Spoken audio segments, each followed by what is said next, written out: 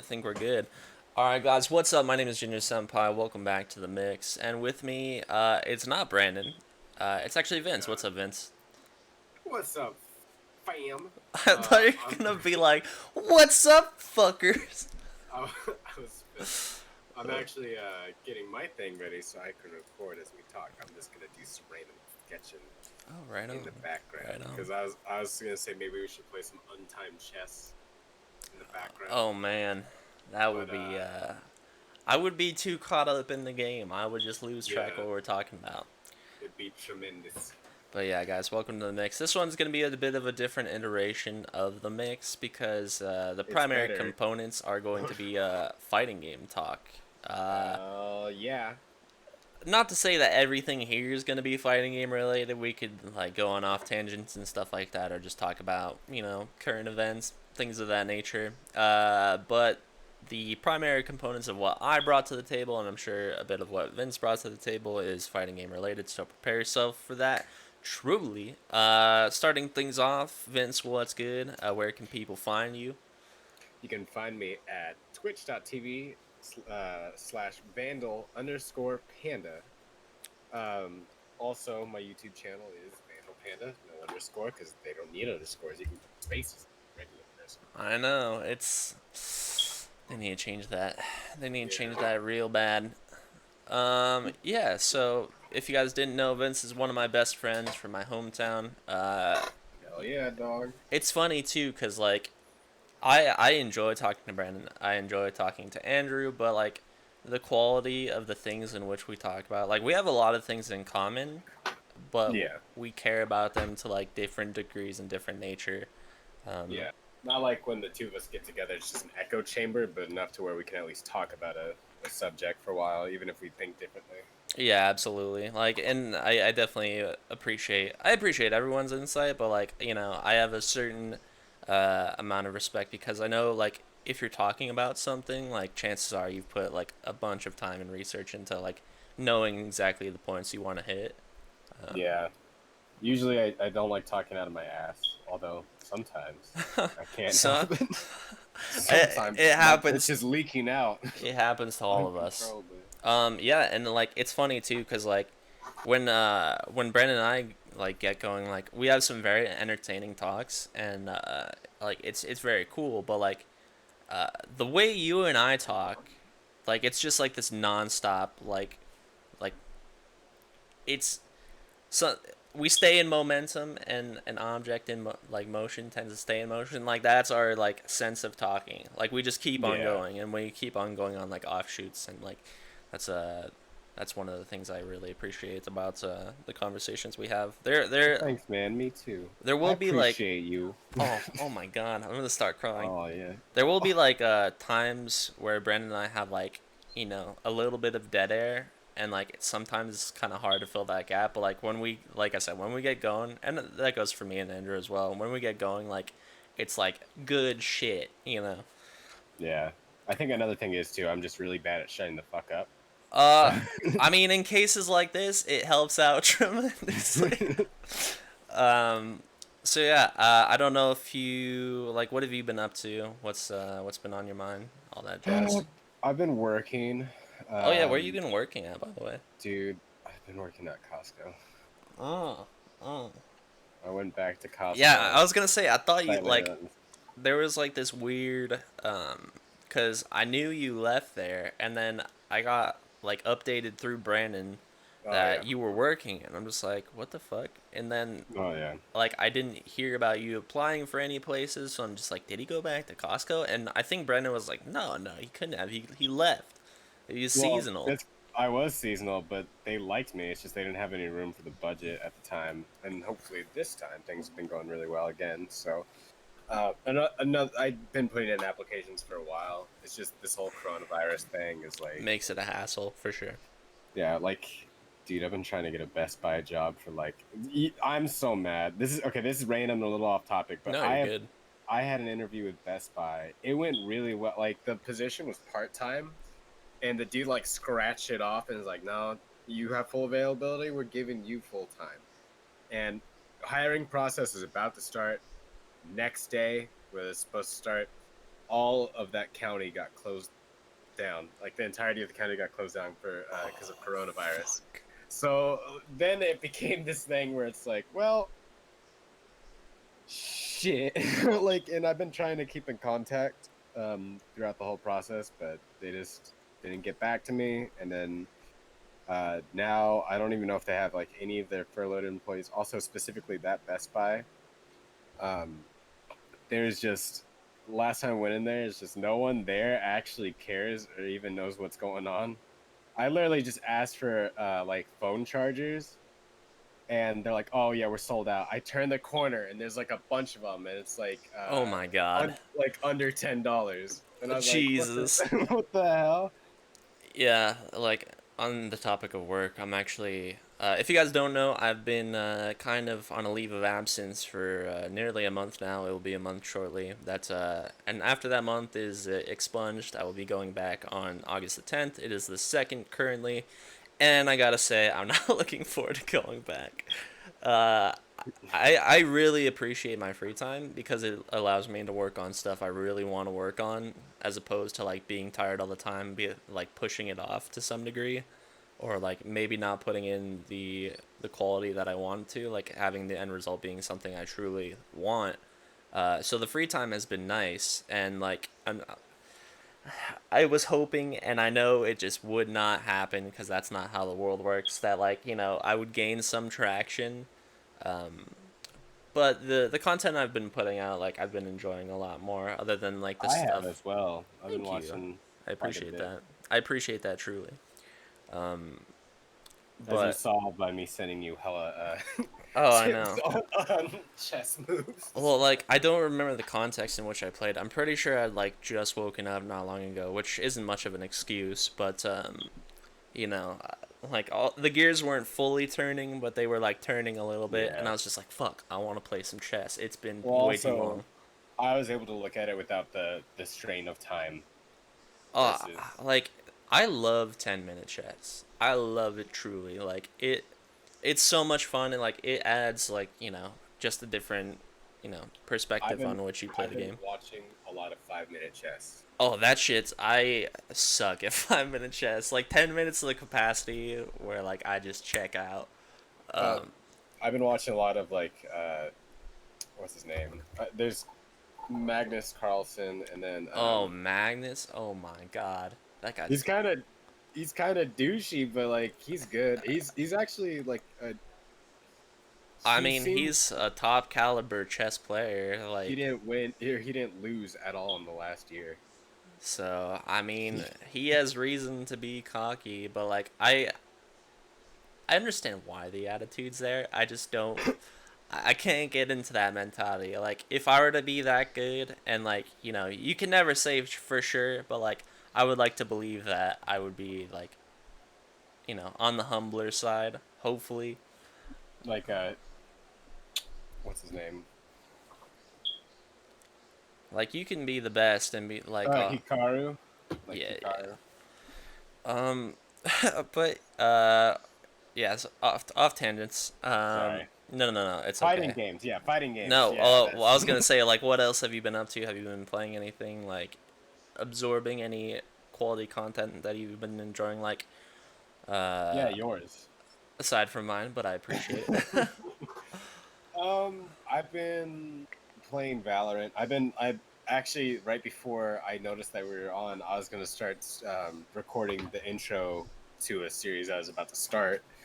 Hmm. Um, for the specific game that's like kind of weird and out there, but all in all, I haven't been playing anything too weird. I haven't been like I honestly haven't had the chance. Like this last week, I randomly had it off because they're letting people go at work. So then, like, they're like having me like actually like work all the time again as soon as they're gone Hmm. because they're firing a bunch of people.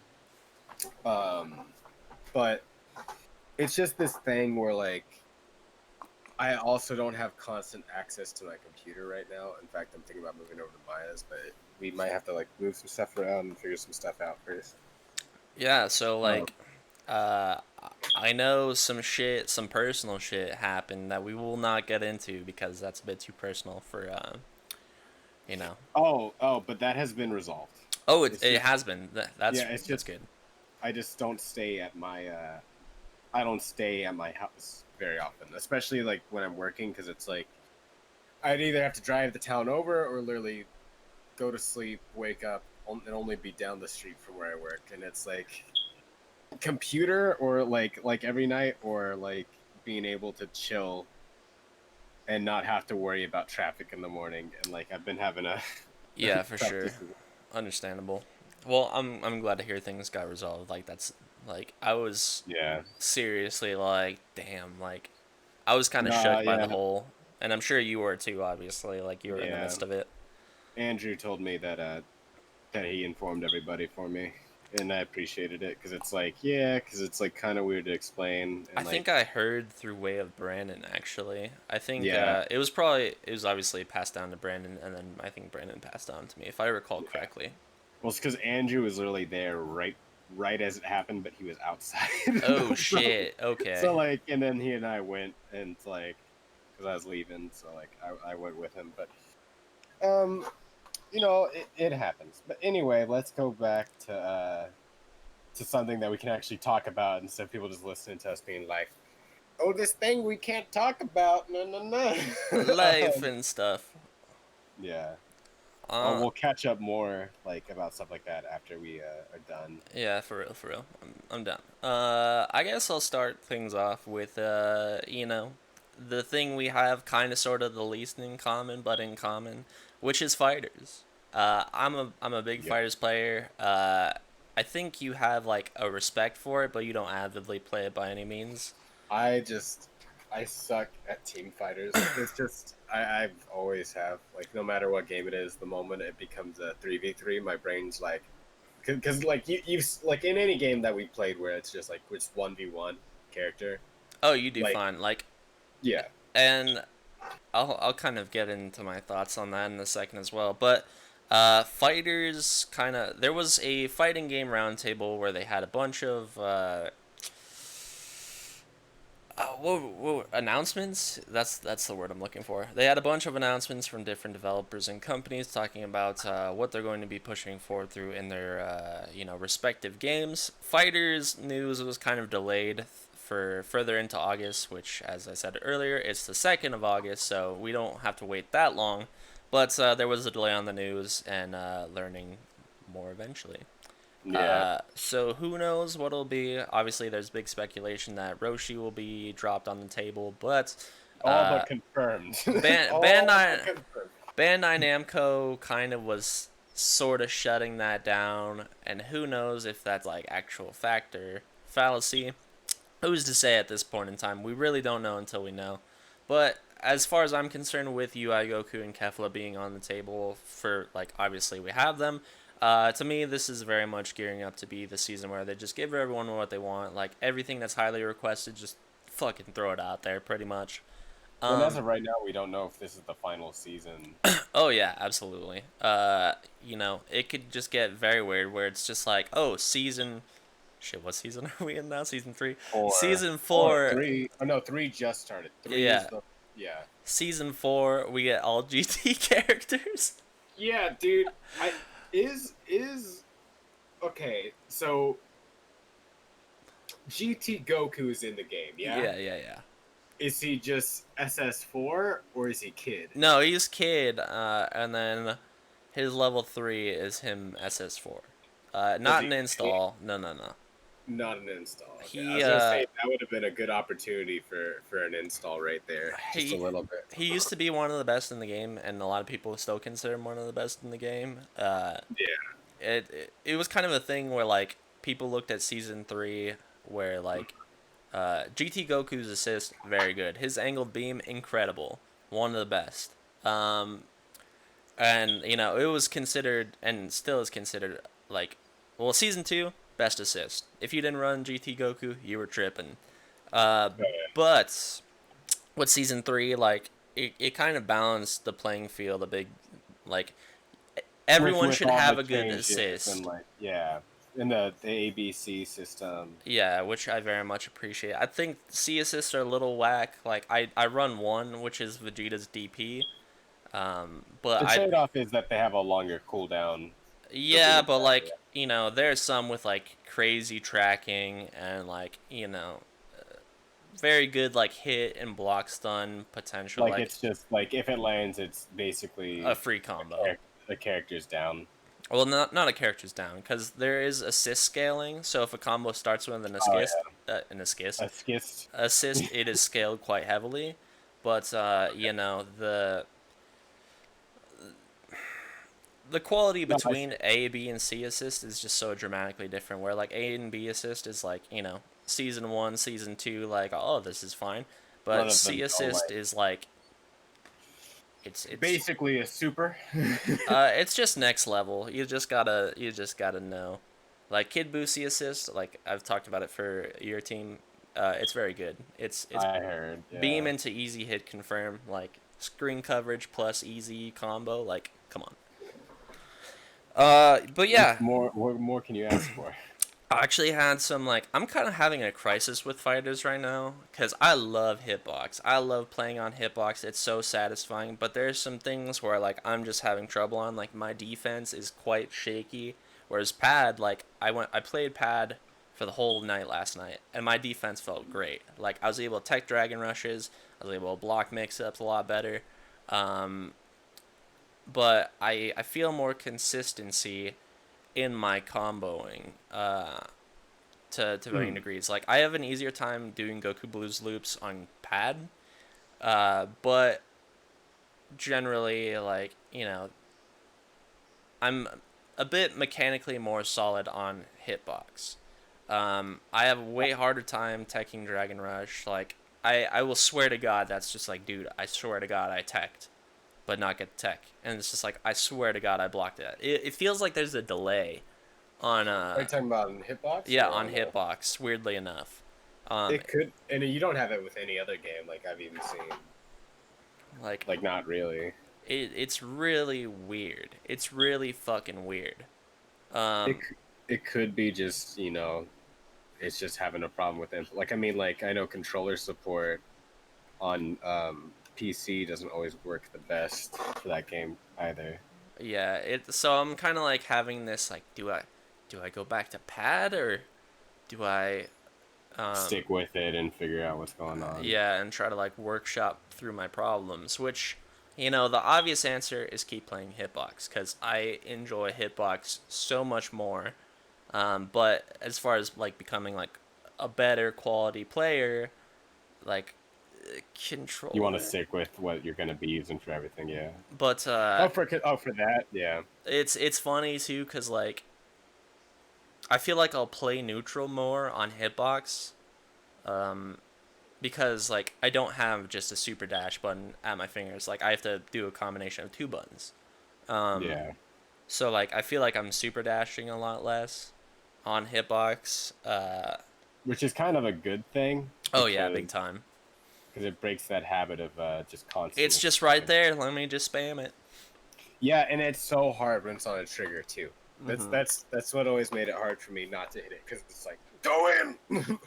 hit the trick, like because the trigger is like the most satisfying like button to hit on like most controllers. Oh, absolutely. So yeah, I've kind of found myself like up at odds right now with like the concept of like do I stick with this like and I think I'm gonna stick with Hitbox because like one I spent $200 on it and like if I have the most fun with this game using this thing I should use this thing even if it's Yeah, at the cost of like slight performance dip. yeah so Well, I mean, it's all about having fun, really. Like if you're playing professionally and you're having a problem with your hitbox, then yeah. But if you're just having fun, like it shouldn't matter. just yeah. Which is um why I feel weird that I just like keyboards for fighting games now after like playing one. Because get a Xbox, get a Xbox. dude, I suck so hard. I suck so fucking bad at movement in games when it's on pad. uh, Like like Understandable. and like there's like a bunch of stuff that I can't do. Like there's stuff that I can do that I know a lot of people can't do on a pad in like fighting games, but it's like this thing where it's just that struggle where it's like, well, I can't dash consistently, or I like any game with an air dash. Like I suck at doing it because like it's just not the same. You know what I mean? Like it's like this weird like kind of It's thing like a where mushy feeling versus like actual tactile yeah, feedback. and then the thing is too when I'm playing, if I'm like fuck it, I'll use the D-pad. I always have the problem with D-pad where my hands are just too big. So like when I like try to like do a quarter circle or something, it'll like smack and like all of a sudden like I'll just do down forward like for a quarter circle, Hmm. and then it'll throw it out DP, and I'm like, shit, like how like what am I supposed to do? Like if the like I can't like my hand's just not doing it. Well, It's like funny too, cause like sorry to cut you off, but like no problem. um I obviously I love Dragon Ball Fighters. Like I have a huge love for it. Like it's Dragon Ball. I think the fighting game is sound enough where it's a fine game.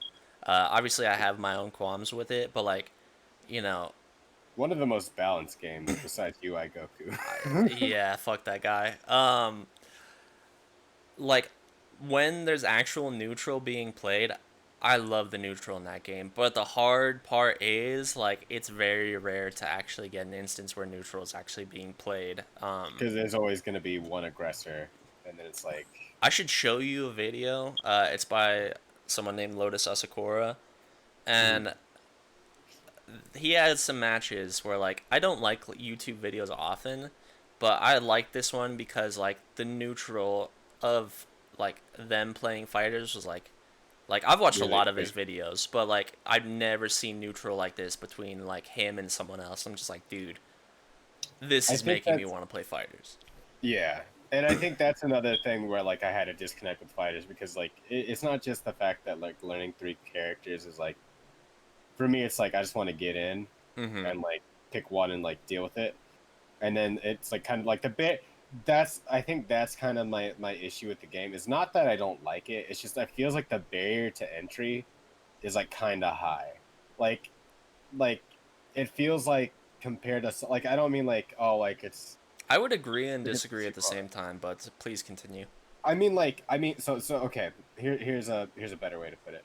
I feel like that it's not like it's like I played harder fighting games, right? They're like actually more difficult.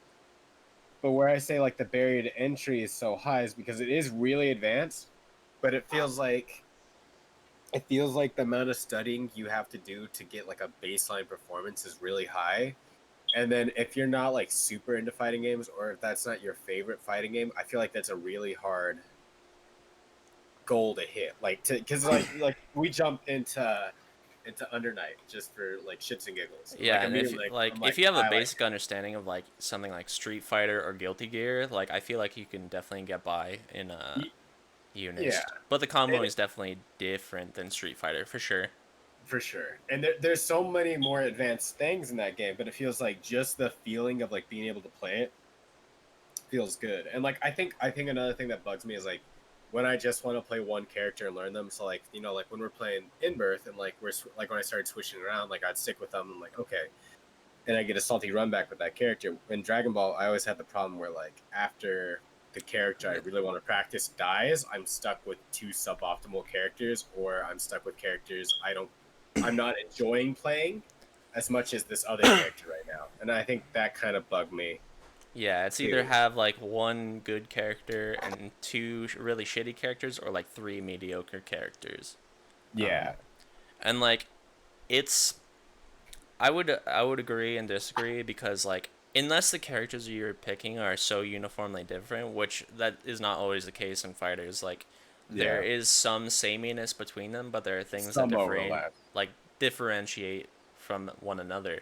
I mean, yeah, Um, there has to be because there's like multiple copies of the same character, but that's like, but still, there's like a clear defined like difference well, in if you it. Like, choose like uh, saying there's multiple iterations of one character, like it doesn't quite do it justice because like you could pick like base Vegeta and Super Saiyan Vegeta and they the play core, like completely different. yeah, like Super Saiyan Vegeta like really plays around his or sorry, base Vegeta really plays around like how good his Ki Blast is. Like he has his EX Rocket Kick, which switches sides. Like Yeah, no, I just mean like in like special moves. There's a little bit of overlap between them, but I mean what it's based off of course there would be, but the way they did it is good. Like I don't think it's bad.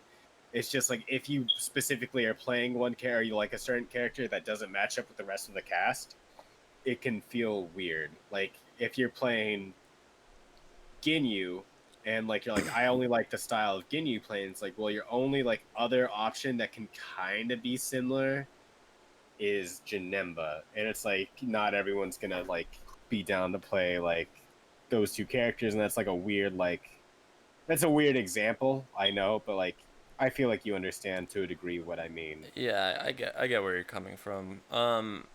I'm saying let me have 3 UI Gokus. There is a mode for that.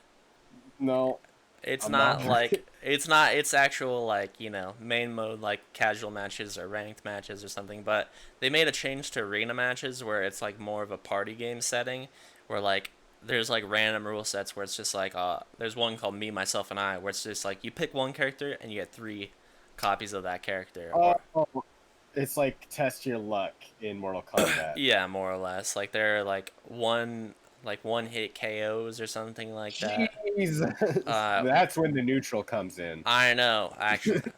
Or, air quotes neutral, beam Yeah, assist plus dash in. yeah. Uh, or just super dash, super dash, super dash. But I guess it's enough talking about Dragon Ball, more or less. I have one more thing to say. Oh, by all means. I kind of love the game. I just am. The thing is, right now, I don't have a lot of time. And so it's just this thing where it's like, I want to play the game really well, but I don't have the time to put in for it. And See, it makes me sad. how you feel about Dragon Ball is how I feel about Tekken. Yeah, exactly. Because, like, Tekken to me, absolutely, probably one of the most appealing fighting games to me. And, like, I The prefer Korean 2D. backdash, my Oh dude. my, the Korean backdash on Hitbox. Oh my god. Uh, but Tekken is one of the most appealing fighting games to me. Even though like I prefer 2D fighters, but this one like the It's depth. Tekken, dude. It's Yeah, lit. like it's you can't watch Tekken and not get hype. I Yeah. that's probably a bold statement to claim, but like I mean, fuck, I'm sticking with it. Like Tekken to me is like one of the best fighting games. Like there's so much like depth in that fighting game just in one character. Like you check one one character, character's like you move play list. one character. I mean, at the highest level, they have like, oh, I got a fucking pocket Heihachi, even though I play Yeah, yeah. Kuma. But it's like they have a pocket 1 or 2 versus like Street Fighter. It's like I got a pocket 8. I got a pocket like entire cast. No, so that's why Andrew hated playing Street Fighter with me, because he would stick with one, and I'd just be switching around, and I'd still be beating his ass no matter who I'm playing. Well, it's funny too, cause like I initially like when I started getting into fighting games, Street Fighter was very overwhelming to me. But like I look at it now, I'm just like, actually, this is really It's simple. so simple. Like compared to like SF4, Yeah, SF4 had a lot, with and all by the the time you start playing it, there was a lot more like characters right off the bat. yeah, and with all like the cancels and whatever, like it's just a lot more game than like Street Fighter Five, where it's just like oh, you have these special moves, you have your normals, and then you have your like, command normals, and which Uniques. is actually very few, like a lot less Very than I'd few realized. characters even have uniques. I think Nash has a lot of them, but a lot of characters don't even have them. So like it's not as deep of a game as I quite thought. Like there's obviously still quite a bit of depth to it. Like it's a fighting game, they're always gonna have some levels of depth. But as far as like character specific, like like you have like what 3 or 4 command normals. That's not that Well, much. there's 3 or 4. Well, the thing is, that the part of the reason is though is because they have a light, medium, heavy, where they don't auto link together. This is true. So Some do, some do. yeah, some do, but like for the most part, It's you're free to kind of do whatever. yeah. But the way I can associate it is like if you compare it to like let's say in birth, you have more tools, but what you do with them is up to you, Hmm. and a lot of it comes with using the same move twice versus like games like in birth where they have the auto scaling, they have the auto combos. and you can do a lot of stuff. You have so many different things to do. It's just like for your normals, you're kind of limited with what you can actually do because they have the link. They have you can spam one. Some characters you can spam all three buttons for like auto combos. Well, so at least out of the characters what I played, like there's the only auto combo was of A or light. Um, Oh, Inkadu, like Enkidu. he, his heavy has a different flow, and so does Okay, his medium. So I like did not know that. he's actually like a really weird like kind of like he just flows into multiple moves from like any hit. So basically, he's a hit confirmed monster. If you get one hit, you can just chain into more and more and more and more. Um, and I liked. Where was I going with this? I like in Under Night how you can. I forget what the term is, but like reverse beat. I think. Oh You yeah, can yeah, go from ABC to like jumping to CBA yeah. or whatever or something like Yeah, that. yeah. You can like literally it's just you have different options depending on the character, but yeah, like where you can do it reverse or like even you can start midway like basically they have one combo, but you can start from any point of it. Mm-hmm. Basically, like you can Which medium is into really heavy. nice. It's just you can't go back into the one that you started on. Oh, you can. You very much can. Well, not like the same normal, but like, so if I start a combo with like BC, like if I do like, okay, you can't do the same normal, but you can hit the same like quality of moves. So if I do like Yeah. crouching BC, I could do standing ABC or Yeah. standing BC. I mean like you can't go light, medium, heavy, light. You can go light, medium, heavy, medium, or you Yeah, can yeah. like actually I think there's one character that goes light, medium, heavy, and then you go back down into medium light. But anyways, yeah, Tekken's a lot of game for me. Dragon Ball Yeah. Fighters is a lot of game for you. Yeah. Um, yeah, I would love to learn like, and I probably should have done that while I've had this month off. But like, it's just it's kind of intimidating. It is. You see a character, and every character has roughly like 100 moves or something.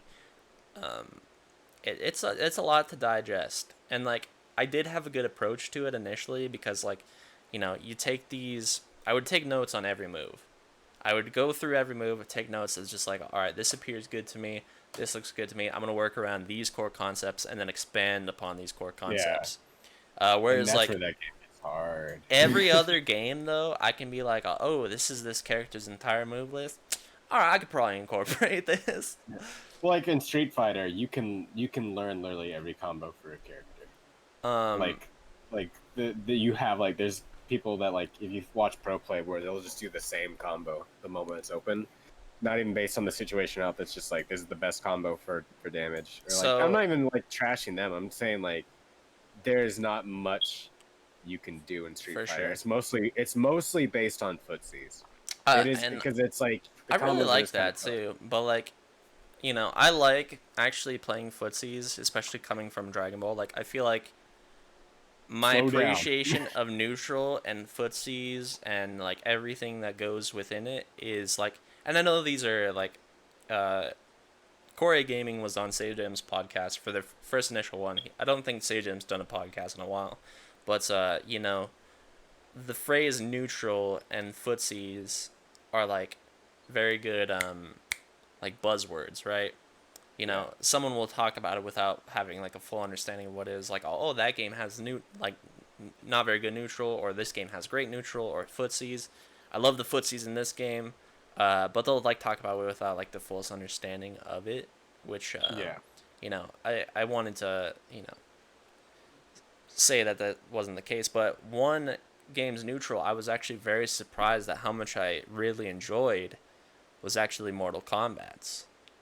Oh yeah. I really enjoy the neutral and playing the spacing of and within that game. Like, and I'm talking specifically 11 because I haven't spent the most time with 10. I would like to go back and pick up like a pocket character in case anyone wants to play MK10 sometime. Uh, Randomly. which No, there have been cases where it's just like, oh, I have MK10. You want to play that? I'm just like, fuck, dude, I don't have a character for MK10. If you had 11, I got like a pocket Sub Zero. I got like a pocket this, but it was funny too because Tim has through Xbox Game Pass MK10, and he was playing MK10 while he was over here, and I was just like, he asked me if I wanted to play. I was like, just give me a couple minutes. Like, I'm gonna figure out something with a character. Like, I went into my room, turned on the PS4, turned on MK10, looked up like a very basic guide, and he was playing like Liu Kang all day. Um, and I looked up like a very basic guide, and it's just like, all right, this is gonna be my B&B for the matches against him. And then I had to switch to Xbox controller, which, by the way, I fucking hate for fighting games. I hate it as well. Um, and yeah, within like a match, I was beating him, and it's just like, how are you beating me? Like, you just learned this game. It's just like, well, I have these understanding of these core concepts from other games that you don't, and I can apply Yeah. them here. No, so that's funny too, because like my friends, my other group of friends that I don't talk to anymore, RIP. Um, whenever we'd play a new fighting game or a fighting game that no one played, I was the one who played the most fighting games. So like the moment we start playing, I'm like, okay, I'm starting a little rough, and I would just start beating everyone's out. We like went to Go Live once, and I fucking shit on everybody in Mortal Kombat. Or when Guilty Gear came out, when Guilty Gear Rev 2 came out, like we did. So like, there's always this rule I have, like if no one knows like the courtesy of like in game like fighting game, it's um you know, one if someone wins, they get to keep playing, but the moment they've beat Oh, everyone the at coin once, system. Yeah, yeah. yeah, pass up the controller at a certain point. But there was like, I beat everyone, and then like one guy specifically was like, he's salty run back after salty run back, and I kept just like, no, no, and then we're like, okay, I'll pass it up. And he's like, nope. You're You gonna keep play playing. again. You keep playing. He's like, no, you're gonna keep playing because I want to get back to you. Like I was like, damn. And there's the thing too, where like I very much appreciate playing against players of my same caliber because you'll get probably the best matches that you'll ever get, but there's something about getting beaten by someone way better than you, or even just better than you. It doesn't even have to be way better, where it's just like, I feel like I can learn a lot more by playing this person. That's like you and me when we play fighters. I always feel that, like, because like even in those matches, like I'll beat you like once, and like, shit, I learned a new thing. I'm like, and like, It's funny too, because like I tell everyone, it's just like, to me, Vince was like the grandfather fighting game player. Like, to me, you were the person that played fighting games. Like, I had a love for Street Fighter. I didn't know shit about Street Fighter. um I and then, knew what FADC was, but I didn't know like what it actually entailed. Like, I knew like a very finite amount, and I knew you knew that too. um but like, I've established very much this love of fighting games that like, it's funny because like some people will think it's just like, oh, Brad's a fighting game guy, and I'm like, well, yes, but actually no.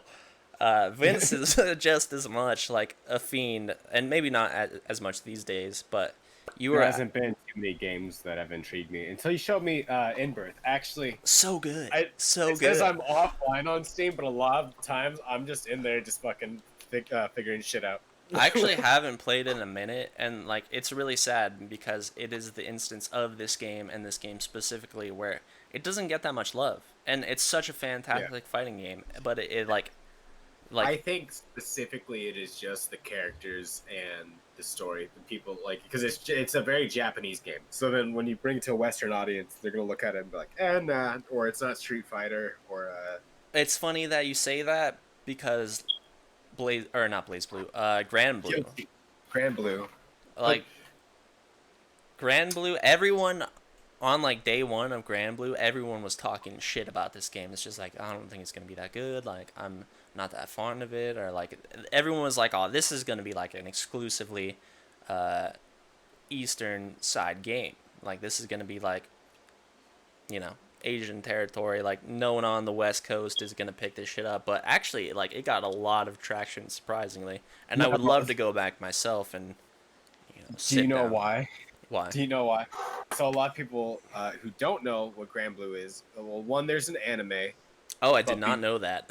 yeah, but before then, it was a really popular gotcha game that was only in Japanese and actually got translated over here by like a small group, and it's really, really popular. That's actually It's really been really funny, popular. cause I only know it as the fighting game. Yeah, no, it was a gotcha game. uh, That's the thing. Like, it was a really popular gotcha game that actually like did really well. Like, and that's like the reason it even popped off. It's like it's like Fire Emblem, how they have that gotcha game. hmm. It's like that, but with these characters, and it's just really popular. It just took off, So and I wish how Grand Blue took off. I wish Under Night took off. Like, cause everyone like, one of the fighting game or one of the fighters players that like I frequently watch, Hook Gang God for those of you that don't know, really solid Piccolo, Blueku, and Broly player. One of the best, been destroying NLBC for the last 3 times he's entered. He he'll talk about fighters or whatever, and it's just like I love fighters, but a game I really wish took off, Under Night. And I'm just like, dude, oh my god. yeah, It's was it what's his name? In Grand Blue, who fights Sonic Fox a lot, but also in Fighters. Goichi. Koichi. He came from Under Night. No, he came from, wait. He played Under Night. Okay, I didn't know he played Under Night. I knew he played No, Melty Blood. well, no, he was the king of the anime fighters. Hold on, it might be Melty Blood. I know he played Melty Blood. I don't know if He like was a hold beast on. at Melty Blood. I Koichi. watched Melty Blood, and visually, it doesn't seem like an appealing game. I know there's a lot there. I very much know there is. Like just seeing the schmicks, the mix in that game is so much. Um, but yeah, I knew him as a Melty Blood player. Like I didn't actually watch, but like I knew his background was playing Melty Blood, and I'm just like, oh, that's cool that he came from that game. Is like destroying in this game because like the mix in that game is so real that like to me watching Melty Blood versus watching Fires, I'm like I could see how he'd be a god of defense. Koichi was in the finals of the Unis Grand Finals for last year. I could believe it. You know, Eunice is A Eunice great is a fucking game that's underappreciated by it really everyone. is. I'm so sad. It's just like I could talk about that game for like hours. I Dude, it's the first, like, I love Guilty Gear. I have never once forced myself to go through an entire tutorial system for that game. I have gone through the entirety of the tutorial for like every single challenge for this game. And I haven't done that in any fighting game before. It's like the first one where I'm like, I want to know how the fuck to play everything. this game. Literally every like, and I hopped in an online lobby with some random guys, and there was this fucking it's Gordo, is a Gordo player, and he had been beating the shit out of everyone there. Like, because midway through the match, like he beat he was beating everybody. And I think he was on a 50 game win streak between 3 people, him being one of them. And I asked, like, has anyone even taken a round off this guy? And they're like, no, we haven't. I go in. Anime music playing. I almost perfected him on the first round, and then Dude. I never beat him again, and no one else beat him. But I took that one fucking round, and this guy has like hella hours in this game. It's He had funny because he had like 10,000 matches. yeah, with this game and this game specifically, like it's part of the reason why I want this game to have more traction. But like everyone, like it's scarce to run into people online. Like you'll be waiting there for a minute, but when you run into someone, easily They 1,000 shook me. matches, easily. Like without a doubt, minimum 1,000 matches. Like, it's very rare that I was getting someone like around my matches. And the funniest part too was like, I'd be getting matched with people 1,000 plus matches. I'd get ones just like, oh bro, you got like 200 matches. This is doable. Let's go.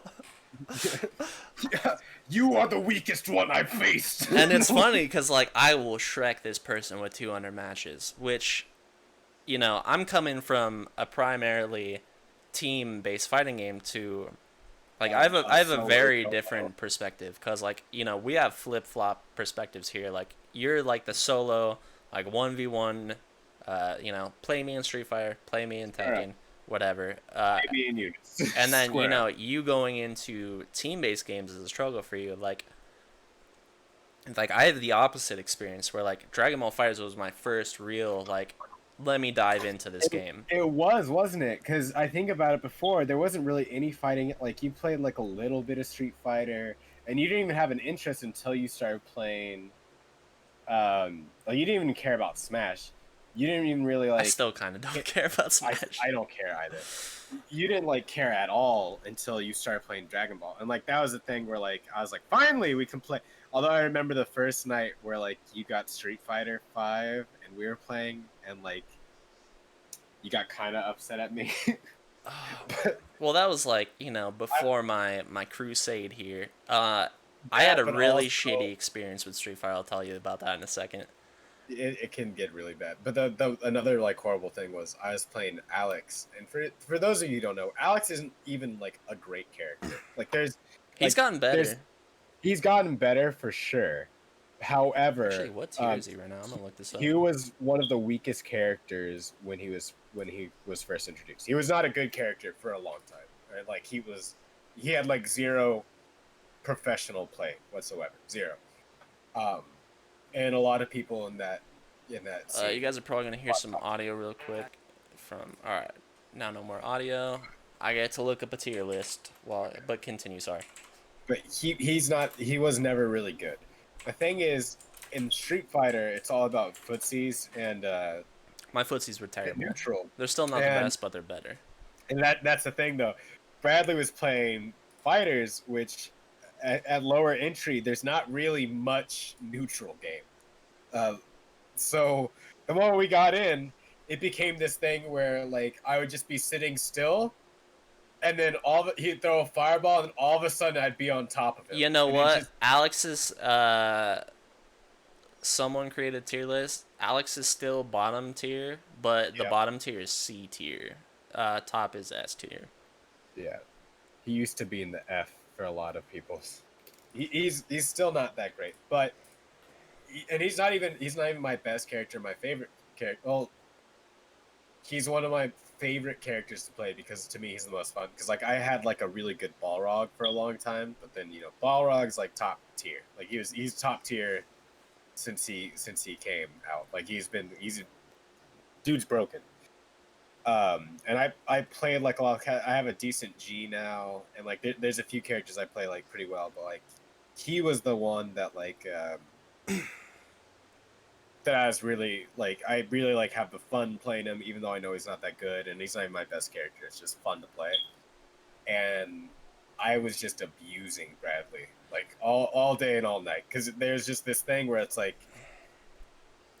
Alex has a surprising amount of gap closers that if you just know them, it's just like the thing was, it was funny though, because when I started, like Bradley started predicting, he's like, okay, he's going to do it again. I'd all of a sudden, chop, tick throw, like jump over, like just continue.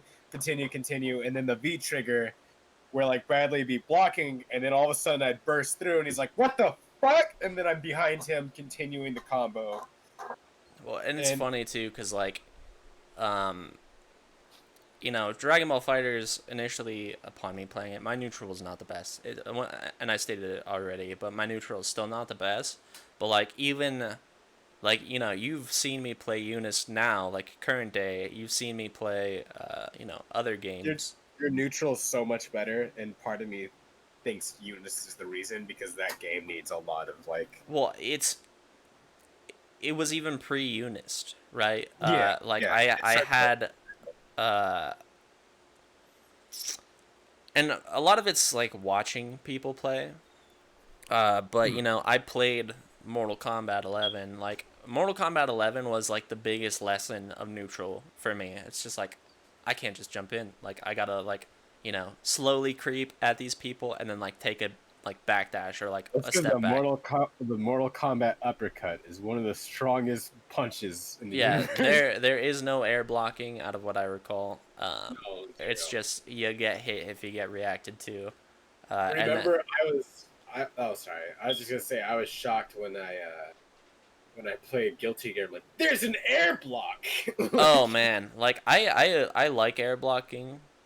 Um, Something I hate though in MK is button blocking. I love directional blocking. yeah, There's obviously schmicks in MK, but when you actually have to like, oh, he's gonna cross me up, I gotta block this direction. yeah. Like in fighters, it's like everyone has a button for 1 meter to switch behind you. So it's like you got to be on top of it. There's cross ups, there's mix ups, and High low 50/50s, like you have to be watching. And then Mortal Kombat's like, I'll hold the right trigger and hold down. yeah, hold down or don't hold down. No cross up potential, no cross up schmicks. Kind of sad. I don't like that. Um, but yeah, Also, do you want to see what I'm trying? I would love to. Sorry. No, you're good. Oh, that's sick. Actually, that's actually really good. Is that a Silver Knight? No, he's got a katana His kind of like general shape um, like around here, huh? And then the way reminds that me this like was. Silver Knight, but no, I see it in the difference of like. Sorry for those of you that can't see this. Um, no, I like physicality, like just general, even dimensions, and then like the headpiece kind of reminded me of Silver Knight, but the Silver Knight's horns are more upright, right? So, Yeah, yeah, yeah. But um, I, oh, I I, didn't even see the I could. second sword either. I saw Oh, the the one second. in his left hand, but I did not see the one in his right. Oh, this one. It's just the sheath. Oh, okay. Um, Actually, would it be cooler for him to have the one and the two, and the one hidden behind the cloak? I don't know. We'll who figure it knows? out. um, what was I saying though? Um, yeah, I don't even honestly. I really don't even know how I learned neutral.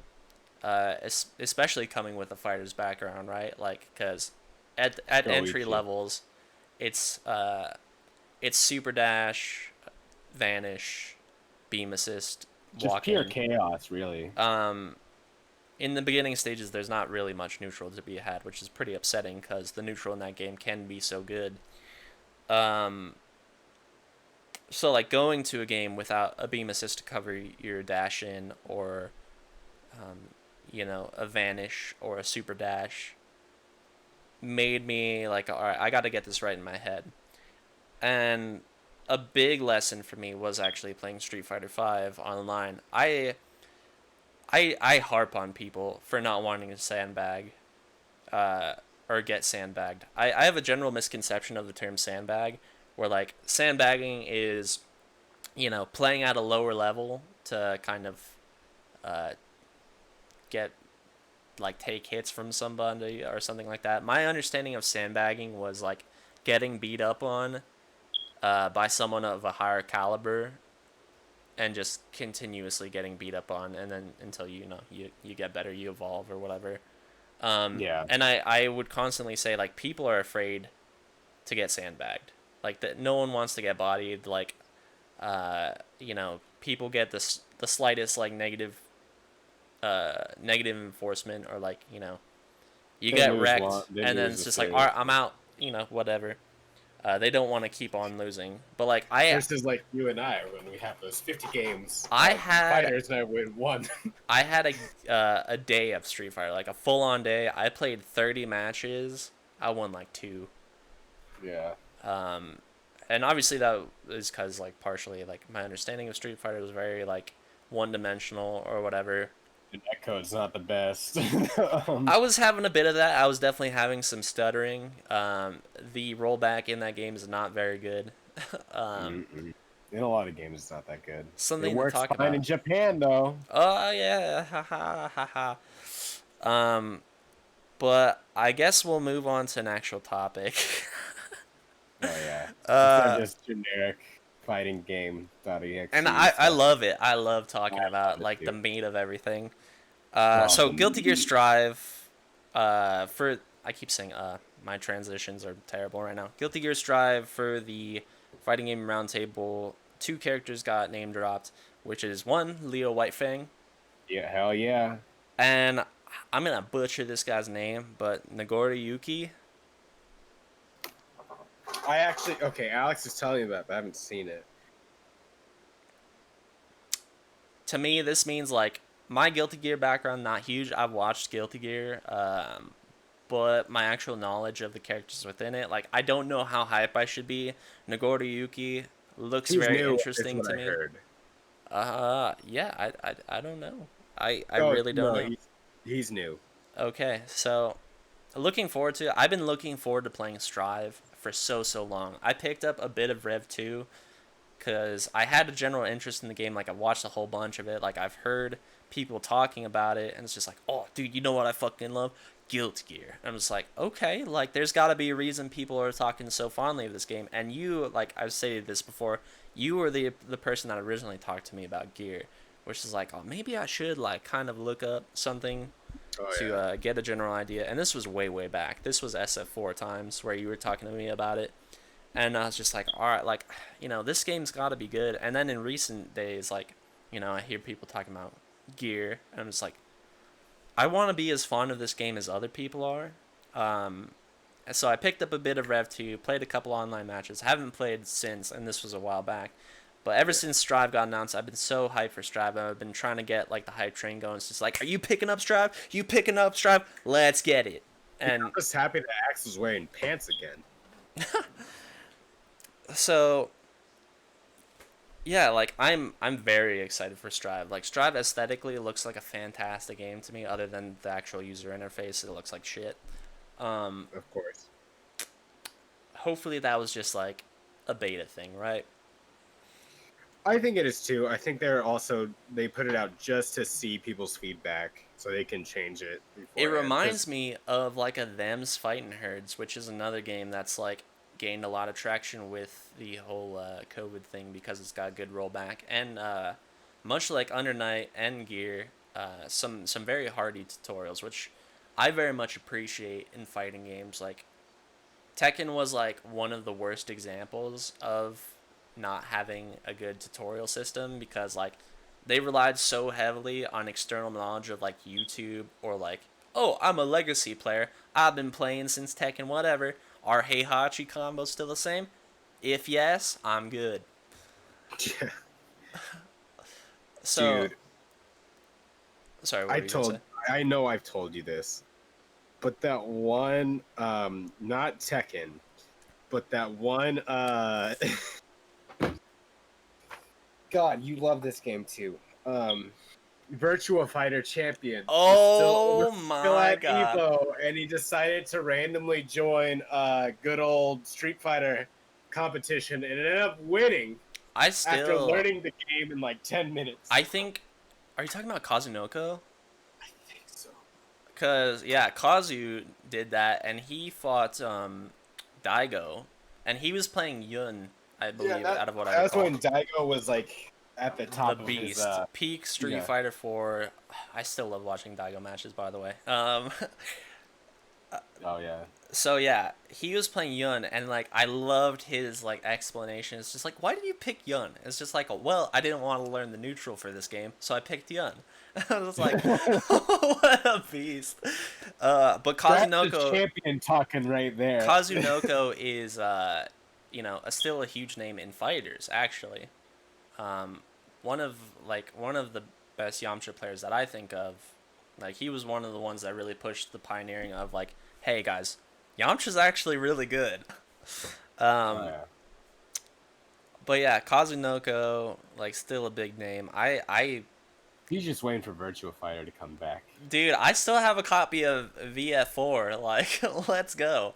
I'm Although gonna. technically Tekken is Virtua Fighter, or Dead or Alive. One of the two has like all the Virtua Fighter characters. I think in it's it. Dead or Alive. But too bad Dead or Alive is low key awful. I tried. So I keep going on off tangents, and I'm gonna keep on Yeah, going. I know. But Well, it's been a while since we were able to talk about fighting games so I know freely. this is why I brought Vince on, guys, because him and I can just like, just keep on back and forthing, and we'll go on off tangents. But like, I love these off tangents. Um, Shit, where was I going with this? Uh, where Oh, we? I just said, Dead or Alive is trash. Oh, okay. Yes, thank you, thank you. Uh, so one of my friends from he used to work at Zulily with me, and he noticed my interest in fighting games. He wanted to start like a little bit as well, and he's like, "Hey, I picked up Dead or Alive 6," and I'm like, "I wait, hold up. I remember Okay, Dead or well, Alive 5, and I'm like, oh, okay, this game wasn't terrible. This was me like pre like hardcore getting into fighting games."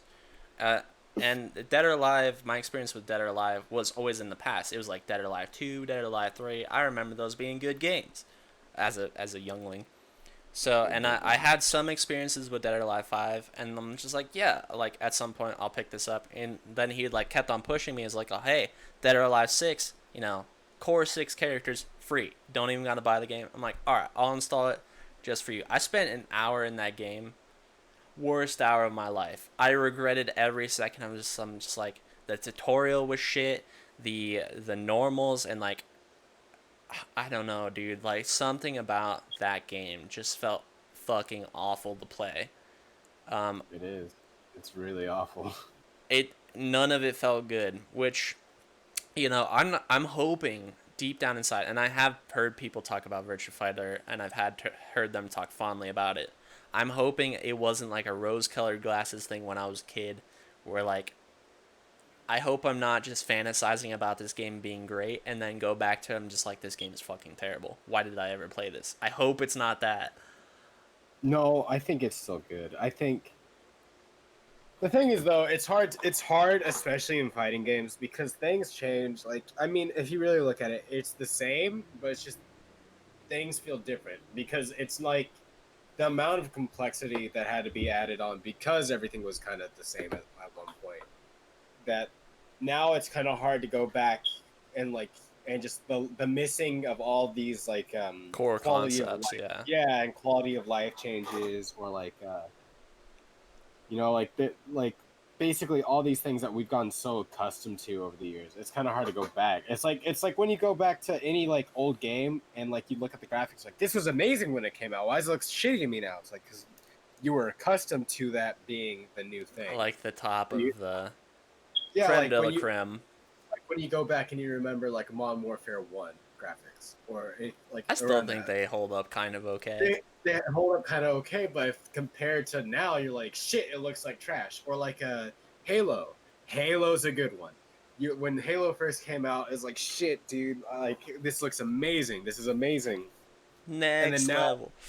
now you go back and you're like, what the fucking polygon kind of bullshit is this? And you And you got to think though, like at the time, like very, there were very much limits on like the hardware, big time hardware yeah, constraints on like what they could actually render. And this is where we get into off tangents, talking about not fighting game shit, which is more than okay, by the way. If this becomes a 3 hour rant of us just shit talking or shitting the show, whatever, just shitting. Uh, shit. but like, I thought, and maybe I thought the games looked good for one way back when. Of course, they look good, but now, like, looking at the battle armor and like looking at how it's constructed and thinking about the hardware constraints at the time, I'm just like, this was very creative. It Uh, was, and like you're right, you're right. They had a limit to like how many like things they could Polygons actually and like they could work within a character model and like without destroying everything. look at the Warthog. I'm just like we still think of the Warthog as badass, and like they've obviously upscaled it to look fantastic nowadays. But the core concepts of like it being so like square and like jagged edges of the car's design, like that was a hardware constraint big time. Yeah, But we still think of it as this fucking beast ass vehicle, and it's like it's held up. it's symbolic. When you see it, you know what it is. You know it's from, and it's very So like specific. Good on them. That's that's what I can say. Now the opposite of this is when it's not hardware Virtua Fighter constraints. 2. When it's not hardware constraints, it's just really bad controls. God. So with tank controls, I'm okay with tank controls. But here's my problem. I just 1 year right after high school, I was like, you know what? I want to go back and play Metal Gear Oh. again. And they had a collection and I got it. And I like started and like in the first minute, like this is not how I remember it feeling. Cause like now, like all the muscle memory I built from modern day has now overridden everything I used to have. So I'm like trying to play that game like fuck. I kind of had somewhat of an experience with that with Resident Evil 4. I got a copy of Resident Evil 4 for PC on Steam, and Yeah. like the controls were like a little bit whack. Like tolerable but a little bit whack. So, Yeah. you know, you got your third person perspective, whatever. How you I was using mouse and keyboard. How you control it actually was your mouse was just the camera, right? But your W and S forward and back. Yeah. Your A and D would be to change the orientation of what your character is facing. Exactly. Felt gross as shit. If you could just if someone could mod that game and like, They have. There's okay, actually a bunch of fixes for Resident Evil 4 on PC I'm specifically. gonna have to look into those. Yeah, there's been quite a few. In fact, there's like one version that's like it is very famous for fixing the entirety of the game, but I Here's can't the thing remember. though, like if I was playing a session at like I could get used to the controls, like they weren't so horrendous that I could never play them like that, but it's just like just enough of a throw off to like kind of fuck me up. It turns you off to the game because it's like now it feels like I don't have the control to like do well in this game. It's gonna be It's I feel like I'm just dying because fuck me. It's I was just doing fine like but it's not even like much of a turn off. It's just like okay, this is like it's foreign, right? yeah. It's not the most optimal ideal of what I prefer my controls to feel like or play like, but it's interesting. That's all I'm gonna say. It's interesting. It's but there are some like a certain Voldemort who's like I like playing legacy controls. Oh my god, dude. And like, oh god, you know, whatever. Not even getting into that one. But on an actual topic list, we're getting another season of Sam Show. I have a respect for Sam Show. I haven't played it personally. I've watched a good bit. The last character they dropped was, I believe, Warden from For Honor, which I thought was really sick. Interested to see what they drop for characters in the next season coming through.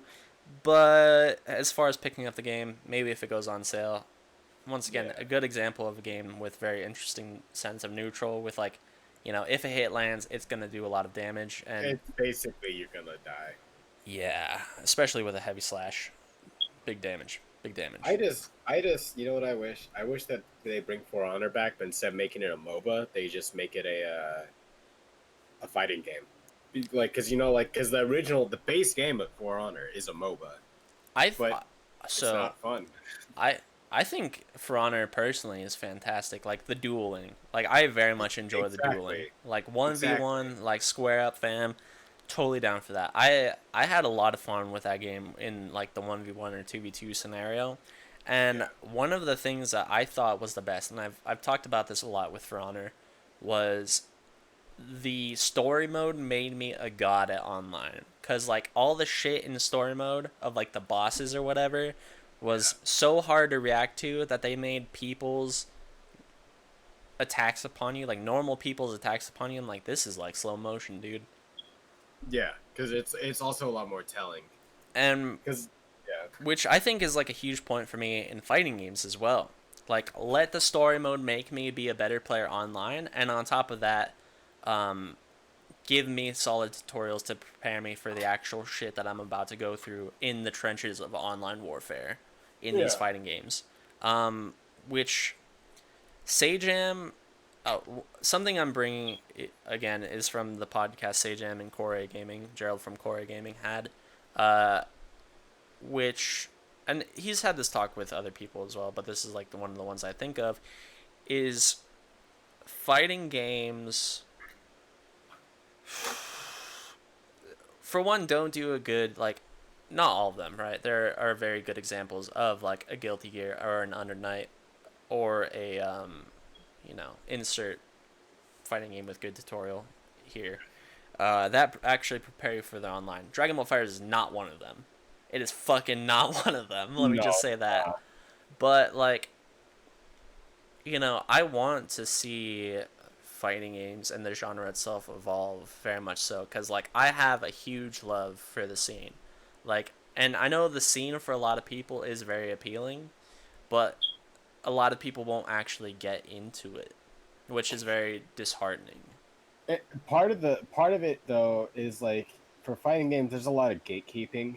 But part of the thing is, it's not even gatekeeping. It's more of just like when someone starts fighting games, like I want to be part of the community. I want to be part of the community. It's like almost like a gang. You get jumped in, like you're gonna get your ass beat in a bunch of matches.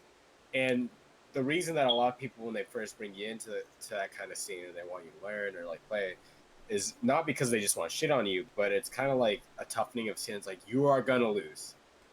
Even the best people in the world, they eventually lose at some point. You got to get used to losing, because if you're losing and you stop playing because you're losing, you're not going to get better. And like that kind of goes into, and sorry to cut you off, but that kind of goes into what I was talking about like people being afraid to sandbag. Yeah. Like they have this weird reasoning of like, if I'm not great at this game immediately or after losing a couple times, I'm good. I just don't want to play this game. Yeah. Which is very sad, because like that mentality can keep you from such a fantastic game, right? Well, I mean, think about it. Like when we play fighters, and like I'll let you, like you beat me like hella games in a row, and I'm still playing. I'm like, yep, more and more.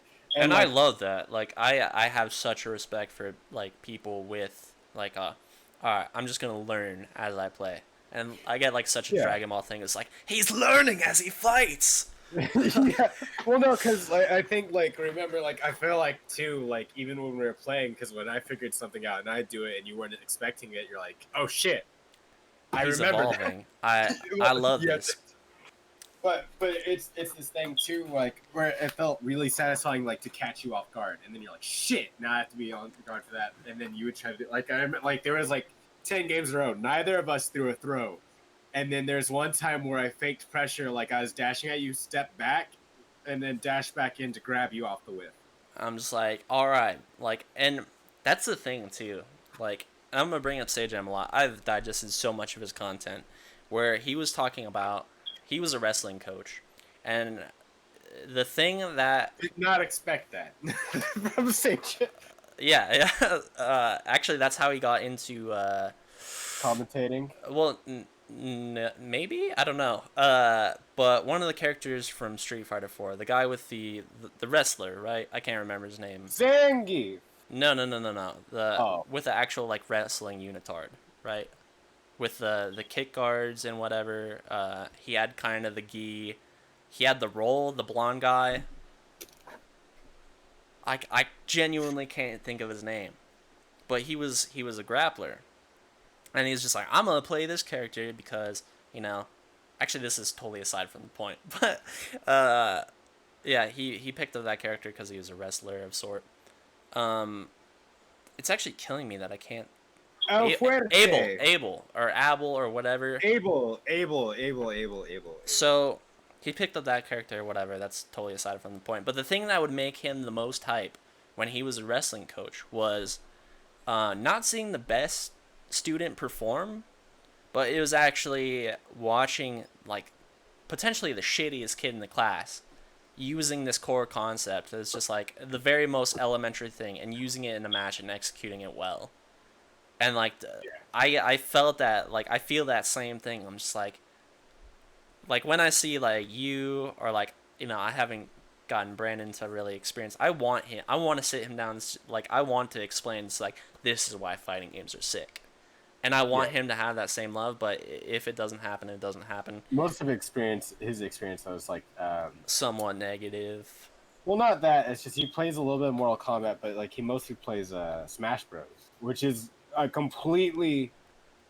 So different, right? I'm not gonna say it's not a real fighting game because I hate it when people say that. And the Same. thing is, I just think that compared to everything else on the market is vastly different. So it becomes this thing where it's like, and the barrier to entry is like very low, but the high tier, like the like professionals, like are like great. You know Pretty what I mean? sick. Like I enjoy watching a high level Smash, but like actually playing the game, which is fine. You know, you don't have to play the game I to see. enjoy it. I enjoy the game, but I can never see myself playing it to be serious. Or Like at getting like a like high level, yeah.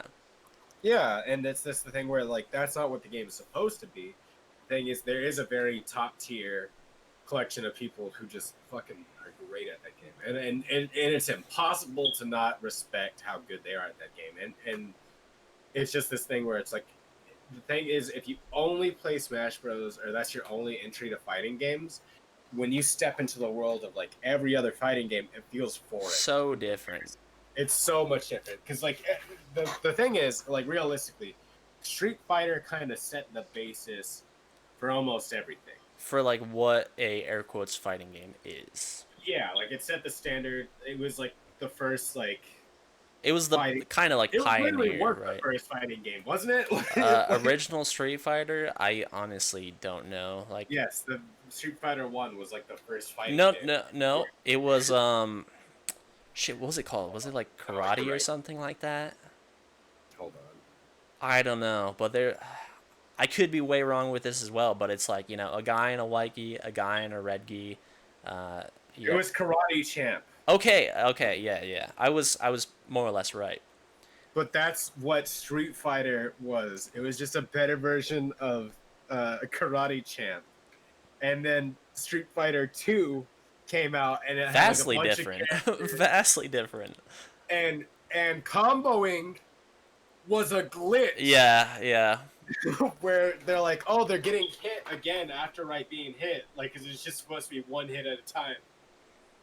And then they like, well, what if we made that like The normal? primary component of this game. Yeah, and then it became sick. Versus, actually, if you look at Smash, there's hella true combos, like where there's comboing. But it's honestly, it feels like it is a neutral only game. My Or idea of like comboing in not- Smash is like read after read after read because like there the true comboing like ends at like one or two hits, like or like two or three hits, right? After there's that, the- to me, it's like, okay, are they gonna tech forward in there? Are they gonna tech back? Are they gonna tech down? And it's like a read based upon that to me.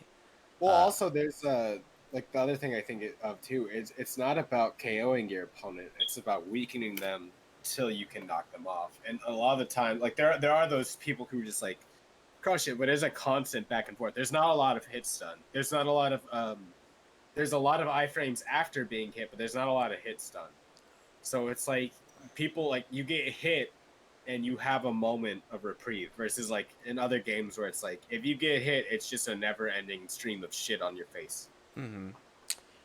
And like there are plenty of those professional players or even not professional players who can true combo in that game and do some crazy shit, but it is not as important as just knowing how to evade damage and knowing how to read movement. Honestly, I forgot where I was going with this point. I'm sorry. Say jam. Digest a lot of this comment. Okay, yeah. Wrestling. But yeah, it was like the idea of watching this kid that's like not the best, like probably the worst in the class, and like having him understand these core concepts, and like when we were playing, and you're not a shitty fighting game player by any means. Obviously compared to the Well- top tier level, you and I both very much are. Yeah, I was gonna say like. But like as a normal person, like your understanding of fighting games is very good. But seeing you evolve and execute these like very simple concepts and use them against me was like I was just having this moment of pride where it's just like I love this. This is what I like to see. And like I know Brandon is super capable. Like you and I have both seen it in many different instances. I mean, lately with Valorant, this fucker like I have a topic that we can go on to after this one. Oh, absolutely. But but yeah, like the games he like, League. Like, remember when we first started, we're like, he's fucking trash, and like, in that game, everyone has a god complex. When we first started, Well, we never did wrong, everyone else did wrong, and then with Brandon, like he first started playing, we're like, you're shitty. it's really funny too, cause Because like, he's so good. well, not Like, even like an instance of that, cause like I look at my ability to play League, and I think it's very comical, right? I do okay, yeah, but here's the thing, I've never fucking studied anything on League a day in my life.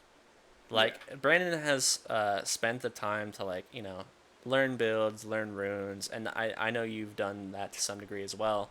A Where like little, but yeah, as I said, some degree, but like I have some studying versus none at all is yeah, always. but I think it's funny. Like I'm not gonna say I can keep up because the quality and I keep on saying quality, sorry, but the quality in which the caliber in which you and I and you or and myself and Brandon play isn't like it's different, but it's not vastly different. Like I have games where I carry, right? Yeah. Um, but Can I be real? Can I be real? I figured out where the difference is for me between the three of us. what would that be?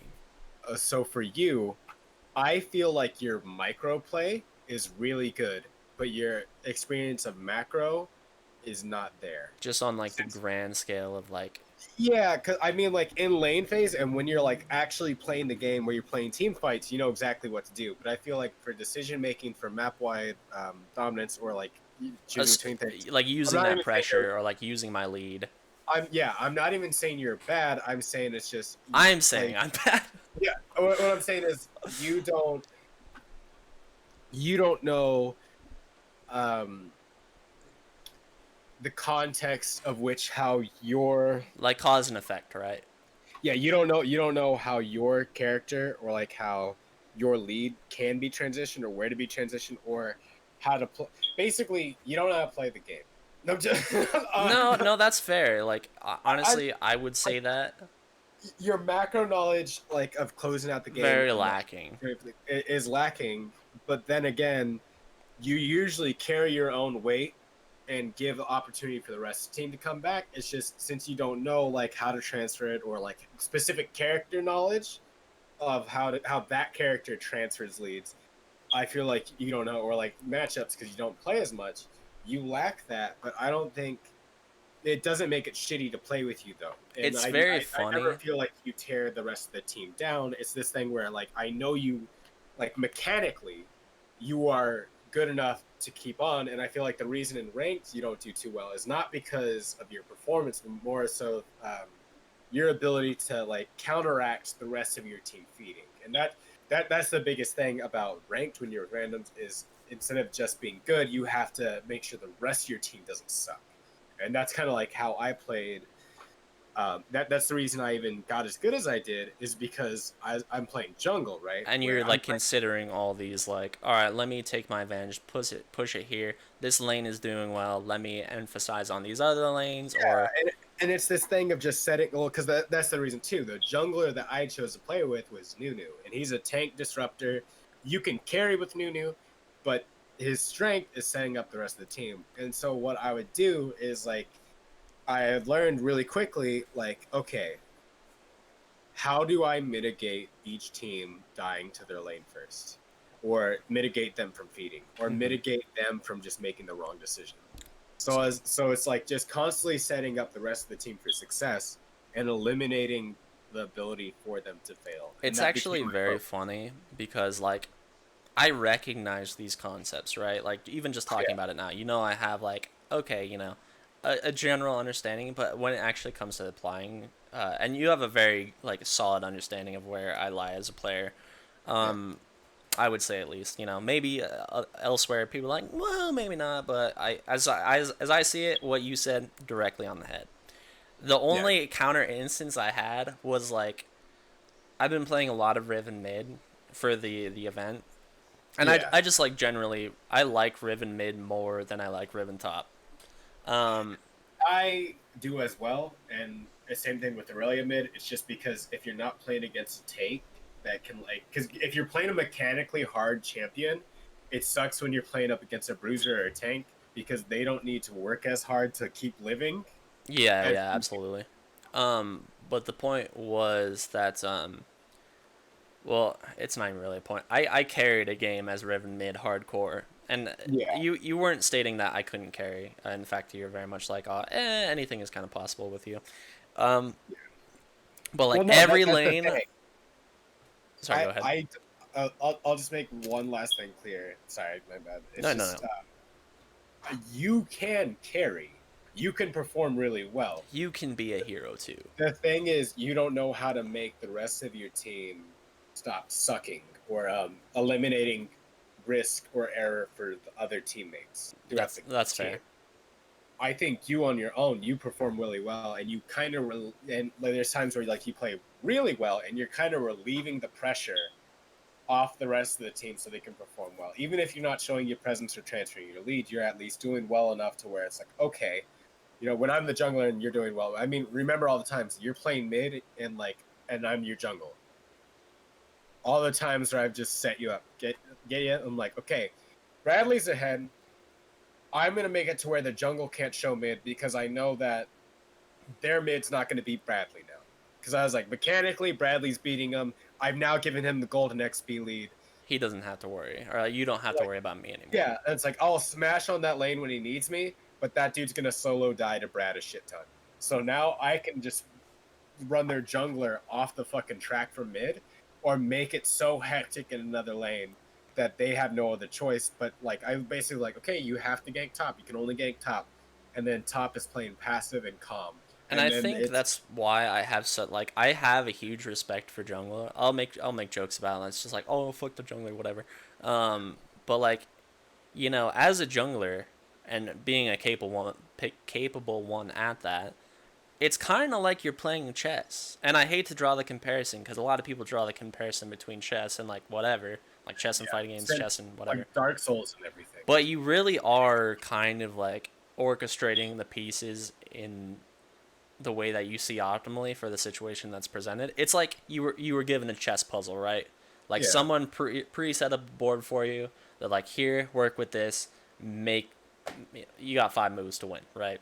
And in my opinion, I actually think jungle is the easiest role in the game, and for a very specific reason, because it is the one where you are playing PVE for the majority of the game.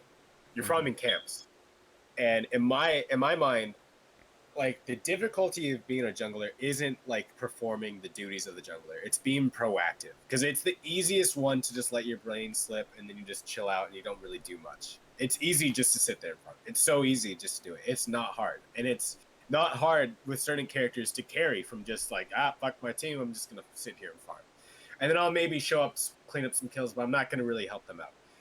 And it's so easy to do that rather than being proactive. And the difficulty of being a proactive jungler versus, like, in my opinion, a bad jungler is just constantly looking at the map and figuring out, it's like, well, what can I do to like set them up? What is this? What can I do to bring out the potential of these other people on the team? And like in cases where it's like, oh, I know I'm gonna carry because mechanically they're not doing too well, but I can give them enough gold and I can make myself beefy enough. I could accelerate myself enough to where the enemy team will be focused entirely on me, and I'll relieve all the pressure off of them. I think that's where like I have the biggest disconnect with League, and it's not even directly what you said. It's like a product of what you said. Um, is that at our level, and I say our, and that's a bit grouping much because I don't play ranked, but as my rank stands right now, I'm bronze. But I played Don't say it ranked. with shame. We've I've all been bronze. I've you know this season was very weird for ranked because I got placed in like iron some shit, I don't know, trash, whatever, talk all the shit, whatever. Um, but I climbed to bronze and I got there and I just stopped. I'm just like, I don't feel the desire to keep climbing. I don't enjoy my time here. I'm just gonna play at a very casual level. But the biggest disconnect for me was like comparing it to a fighting game or other instances of games where like you can in a fighting game mechanically it just matters mostly about your mechanical soundness and pairing that up against an opponent. Whereas someone can absolutely get carried at our level by a character and have your understanding of the mechanics not matter because his character is so strong, and like that's one of my biggest disconnects with the game is that Yeah. a character can just be OP, right? A character can be OP in a fighting game, but you can understand that character enough to work around that. And the same can be said in League, but it's just different, right? You know, if a character's good in League, it's very much a monopoly system where like the rich get richer and the poor get poorer. Obviously, turnarounds exist and they happen and they're hype, But but yeah, actually like getting to that point is very different. Where in a what's fighting game, meta? yeah, you're living on a pixel and you turn it around versus, hey, this the team is up in gold, it's up in objective, we're not gaining any objective, we're just getting fucked. And so that's where like I like specifically as a jungler, that's where it's like that's where I enjoy it because my whole thing is like where do I create the deficit, the positive deficit, like where they're going to be in a deficit. Where am I going to create the space for the enemy team to be in a deficit into where we're just picking them off, and then coming back, it's like really being choosy about like what fights you pick. You're like, I'll let them stop me here, but I'll go over here and create presence. And I'll basically, even if they're ahead, I'm going to create so much havoc that they don't know where to be. And something that's like You pick tied it. to that same feeling was actually playing Riven mid. Yeah. Because you know as much as I do that Riven is a very snowball champion. Either you get Yeah. rolling downhill and you get a lot of snow collected, Or you or you don't do just shit. melt. She's also a very difficult champion to play. And one of the most satisfying. But the thing is, when you're playing poorly and you're like, I'm doing all this extra work For to get shit nothing. on by this one guy, this Vigar player, this Cho'Gath who just has to hit one button, Yeah, and then I explode. Which, and then I'm gone. yeah, so like I enjoy Riven and like I enjoy doing well as Riven, but like even like I I was talking about how I had a game where I was very fed as Riven. Like no one was doing well except me, and I'll give my props to Danny because he did kind of help me get up and rolling a bit for sure. But then there became a point where it's just like, yeah, I could There's probably fight the whole team. yeah, yeah. It's kind of fucked up that there's characters like that, but those are the late game carries, right? Where it's like, Absolutely. And as it goes into saying, Riven's a snowball champion. If she's doing well, she's gonna do well. But I was feeling like a sense of falling off with her. Like, even though I was doing so dramatically well, it's just like I'm doing so also, well, but I now have to play around my team, whereas I didn't have to and they're not as competent, or not even competent, but as capable in the current environment or situation that we're in right now. because they don't have a lead or anything They like don't that. have the They're lead. They depending don't on have me. that. And Yeah, you said it the best, like, a while ago, where like my understanding of taking my lead and applying it elsewhere is lacking. And like I ended the game, I was the only one that did well when the game ended. We won yeah. with me carrying and Dan helping me get Everyone so else fed. being negative, you're the only positive one, Exactly. And it and was like crushing it. dramatically positive. But I was I stupid. saw. I was Yeah. stupid and it's just like I should have been taking these opportunities to, establish my dominance and apply that to my teammates. Yeah. Instead I was just like, I'm fighting. If I get all these kills, it doesn't matter. I wasn't thinking about it's just like, oh, hey, just take this kill. Hey, just take this kill. Like Yeah. I was just like so like tunnel visioning, and it's just like, all right, I'm just gonna kill everyone and we can just push. Which it ended up Yeah. working, but it shouldn't have, right? And see, this is the thing where, like, in my opinion, I feel like your best role for you to play is mid lane. I do think it's mid lane because mid lane is the most mid and top are the most like, so there's a blend, right? So there's top lane where it's just pure mechanics, and you need to know macro to a degree. In fact, the best top laners, they're all about like everyone that plays the best like has really good macro. However, I think bot lane has like the worst macro of the game, specifically ADC support. There are supports that they're just constantly looking at the map, Mm-hmm. but and specifically with certain roaming ones like Rakan Pantheon or Bard. support. But you know what I mean, right? I think bot lane's the weakest. Yeah, yeah, But for mid, you are basically a second jungler. yeah. You need to know where you can get presence and like how your character specific like Xerath, he can sit mid and keep pushing waves, and say lane he can kind of sit back. And then all of a sudden the mid lane, like let's say it's a melee mid and like a Talon or a Zed, and they Kali, leave. whatever. They leave lane to go like press another one because their whole thing is about pushing wave and then leaving and roaming. And you're playing Xerath, and you're like, okay, I'm Xerath. What can I do better than that Zed? I can clear wave way better. Hmm. And I have CC, and my team fight potential is like really good. Like Zed's good, but like if we have a strong enough tank or like a strong enough peel, we can stop him in his tracks. Yeah, like the right CC, like if he ults Riven, get in there, stun him, so Yeah, he can't do any damage, or get if out. we prevent him from steamrolling, he's gonna be done by end. Yeah, he's worthless essentially. So it's like I'm Xerath, I can push wave, but I can ult from mid. Yeah, absolutely. So I can show presence without leaving. Without showing presence, yeah, I Yeah. get what you're saying. Or like like there's certain characters like or they're gonna roam. I'm a character that pushes way faster. I'm gonna take that tower and then basically they're gonna be back on lane prio for the rest of the game, and I'm free to go wherever. And it's set up for my team to start snowballing. On a side note, which shouldn't be a side note, we've talked about League for a little while, which is more than fine. But Tekken's getting a new season. Tekken's getting a new season, and they're actually. It sounds like they're talking about rollback. Or are they changing it? I think so. That's what it sounds like. They're for one, they're stating a like, hey, you're gonna notice when you play against someone with a wired connection, by the way. But hopefully, we get some rollback in the day, dude.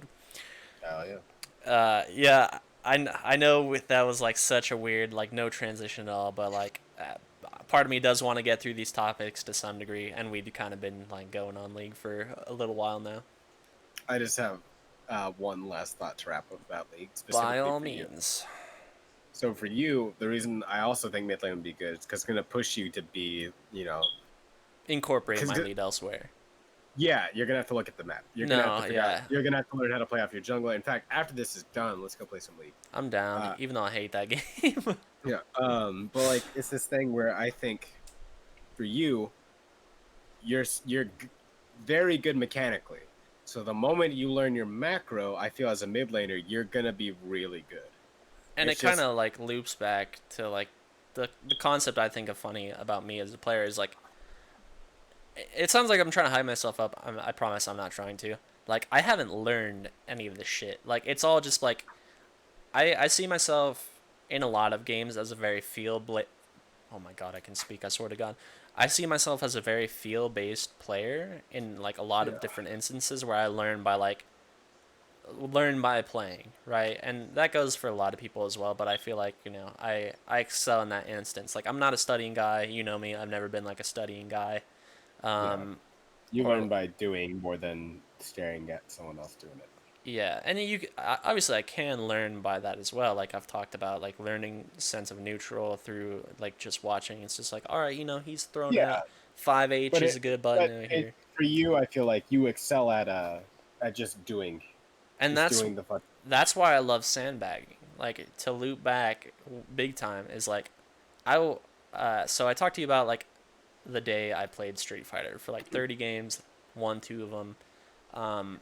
But I was getting frustrated for sure. It's hard not to get frustrated in that instance, but I'm just like I just want to keep going. Like I'm not giving up here. I will play these people that like even just shit on me for what feels like no reason. And I don't understand why I'm losing. And that's like one of the worst feelings, right? Not understanding why you're losing. Yeah, you're like, why did I lose? Or like, why did I lose that trade? Why did this interaction happen instead of the one that happened earlier? Yeah, and then it's also a good opportunity to learn character matchups because you're like, well, why did I not do as much damage in this like combo that was the same length, but this dude's shitting on me.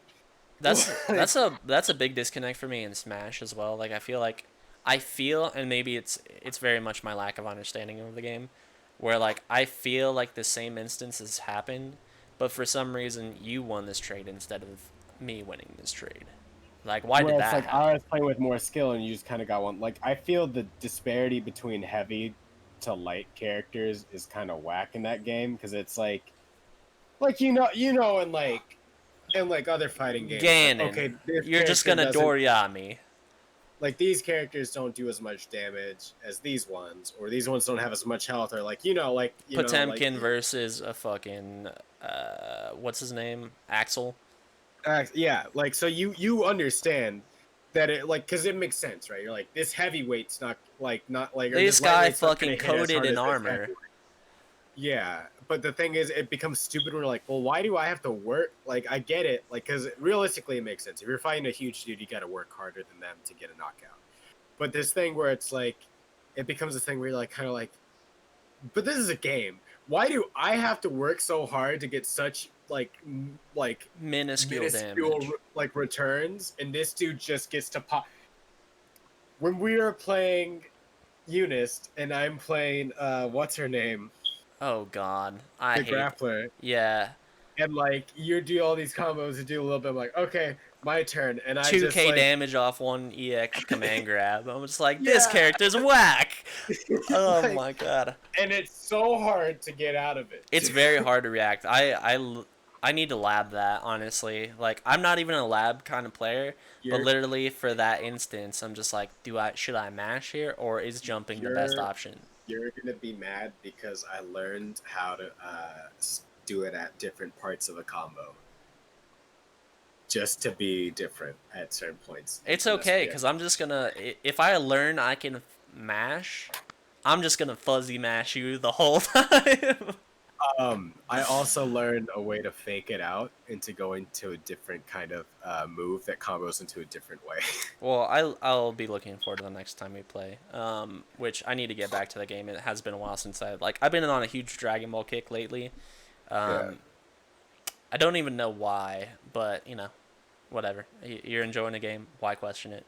Yeah. Um, but yeah, let's talk about Tekken a little bit here. So as So I stated, Tekken is getting a new season, which I'm interested to see who they're going to be dropping. Of course, that kind of goes without saying. didn't they put Negan in it?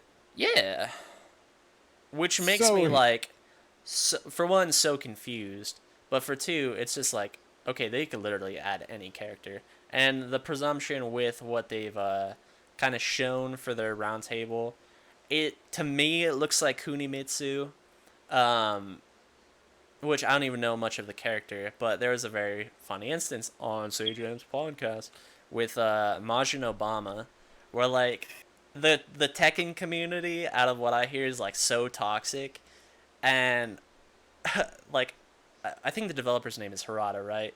Am I could be mistaken. I can't remember yeah. off the top of my head, but let me know in the comments if anyone's watching this that knows. The Tekken community is so toxic. Like, if it is Harada could be like, "Oh, my dog died today," and then in the comments it'd be like, "Fuck you, putting Kunimitsu." Yeah, yeah, yeah. Oh God, yeah. So like, and some people have like, looked at him as like the developer as like kind of a troll, where it's just like, well, now that you asked it, I'm definitely not putting that shit in, which is like throwing me off. Which like, is it actually gonna be Kunimitsu? Like, is it? I think he just likes fucking with people too, though. Which I gotta look this up If now. you hear every day, "Fuck you," put in Kunimitsu, like you're like, you know what? No, it's like think about Waluigi in Smash Bros. I'm not. Here's Waluigi. He's an Okay, assistant. it is Harada. I was right. Fuck you. I couldn't remember, but yeah, Harada. Yeah, and then they're like, they get what they're looking for, and then it's like, give me the kangaroo. I want the kangaroo from like Tekken 2 or whatever. I don't know. I miss the kangaroo. The fucking boxing kangaroo or whatever. Dude, his name is Jack. Show some respect on his name. I don't have the I Tekken don't even. Legacy, dude. I don't know if his name is Jack. I just made that up. Um, but like, It's it's making me now like it's really. Roger and his son Roger Jr. It's making me like, I so blatantly like, as far as fighting games are concerned, I fantasize about Tekken, like You're gonna be, yeah. in a fighting game sense. Like, Tekken to me is like just such a, not perfect because no fighting game is perfect, right? But like, it's what I look for in a game, even though it's a 3D game. Like, there's so much like depth there, like, and that's a very easy word to like throw at what this game as a whole is like. But like, just watching it makes me want to play. The commentary for sec, each round is hype as fuck. You're gonna be so mad. Why? The reason in Tekken 7 that Roger was removed from the Western release is because of animal activism. Oh my. Well, like it So doesn't. he was in the Japanese game of 7. Oh really? Yeah, he just didn't come to the West because of PETA. That's a bit weird. But I mean, we still have like Kuma and shit though, and we have the panda. Well, it's because the kangaroo is specifically genetically modified. Although so is the bear, right? The bear is like a fucking human mind in it. What's going on? I don't know. I really don't know. Do you think it was just his heart? He's like, fine, fine, fine, no kangaroo. But bear and panda. Bear's coming. So Fuck you. Here's an endangered animal instead. I need to play this game more. Like, needs a strong word, but like, I want this game so dramatically to be in my life, and I want it to be like, I just want to spend time with it. It's a game I would love to spend time with it, but there's so much, like, so much time to spend in for like even a minimal one understanding. character, just Yeah. understanding of. Or you could be like me and just play Kuma and just do those low sweeps over and over again. Sweepy, sweepy, sweepy, sweepy. That was the one that I picked. That was just stupid. To me, the understanding of, like, with 2D fighters, right? Like, you can take a basic understanding of the neutral or footsies and apply that to other 2D games, but like, 3D, it's a I whole nother tried to do that with Tekken, and maybe not even just in a 3D sense, but like, Tekken specifically was just like, this is so fucking weird. And the thing is, it's like just the side rolling and like being able to side dash is like a whole level. Because like, you know, it's like, oh, and like we play fighters, it's like, oh, I can air dash. That's like back dash, forward dash, and then it's like, well, what about horizontal? Do you have any thoughts on like wanting to like sit down and play the game, or like do you have any interest upon like the new season Tekken? releasing? Yeah. For Tekken, oh yeah, dude, Tekken's so cool. I still to this day watch King highlights, specifically of what's his name, Little Majin. little motherfucking Majin. However, I don't have the time Yeah, that's yeah. nor willpower strong enough to Oh learn man. one character entirely. Like, I'll stick to my 20 moves maximum characters. Thank you. I think, dude, like I think I just gotta know life the game, because like I so greatly want an understanding of how to play this game, because it for one, it just looks like so much fun. Yeah. And like, you know, the depth to me in which you fight against someone, even just online or offline or against your best friend or fucking Evo Grand Finals, like, just, and I keep throwing this word out, but just the depth that's there, and like the understanding between your character and how they match up against another character, and using these moves, this 100 move list in the way that's optimal for these situations and interactions is That's just the biggest thing too. It's so not just appealing. learning. It's not just learning combos. It's literally like, well, it's movement space. Like, oh, I can wall bounce you forever here, or like that one where like King's broken because if you like you can break the floor, and then they're gonna, if you break the floor with them, they're gonna be in a juggled state that you can, like, there's like map knowledge is a thing in Tekken, which is stupid. Oh, but also man. it's like, this wall has walls, so I'm gonna wall bounce you. This stage has no walls. It's just a fucking circle of water. Like, to me, it's just packed with so much good shit there that like Oh god. Yeah, Yeah, it is the game that like I don't fantasize about fighting games, but if I were to, it would be this would Tekken. be that game. Yeah. Well, you know what I realized too? It's because it most closely resembles the first fighting game that you were super hyped about, which was Virtua Fighter. No, that's fair. And I would like to have an afternoon or something, or like a stream or whatever, where I go back and play some Virtua Fighter and just like, is this the game I expected or thought it to be? Dude, that game tripped me out because I was playing other like a lot more fighting games than you at that time, and then you're showing me Virtua Fighter. It's like, oh yeah, it's 30-second round. Like 30 seconds, 10 seconds, and some of them like, fuck, dude. That's fast as hell. I was like, that's some stress. Like that. I'm like, that is some like I'm like, I got 90 seconds. I can, work with what I Kind got of here. I can condition play you a some, little bit here. yeah, get you to expect something, and then all of a sudden I'll pop out, and Prepare for Virtua the Fire next. is like, like this, like It's just, oh man. it's like ready, fight, Round over. it's like round over. Oh man. Yeah, He's got it's quick. And like with like thinking about this concept, like once again bringing it back from Sajem's podcast is like fighting games are quick. Fighting games, yeah, a lot of them are very very quick. a And midway. but there is, much like in an actual fight, when you're fighting, it's like the longest. Like let's say a fighting game is a minute 30, 90 seconds. That's a short game, right? Yeah, 90 seconds is just a minute and a half. Much like in a fight of like 3 minute rounds, 5 minute rounds. You have UFC, which I think is like 5 minute rounds. It's 3-5, That's and the then boxing. longest 5 minutes of your life. Yeah, or like boxing, it's only 3 minutes. It does not feel like 3 minutes. It feels a hella long.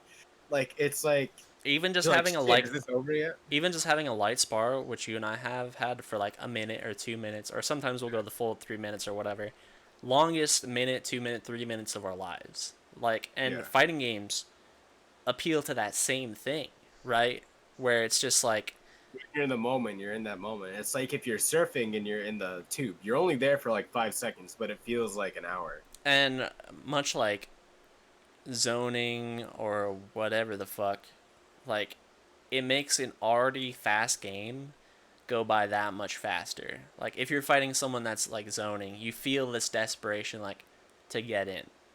Yeah, and that's honestly the only time I feel like the actual time in fighting games is zoning, where it's like where It's they're just it's trying to. making an already fast game go by faster, and it makes you feel this need, like, I gotta get in.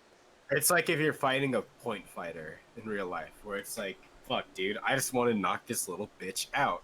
What's happening? Like, And that's where I love like the dynamic between like, you can draw a line of like similarity between actual fighting games and actual fighting uh sports, or what are they called? I can't think of.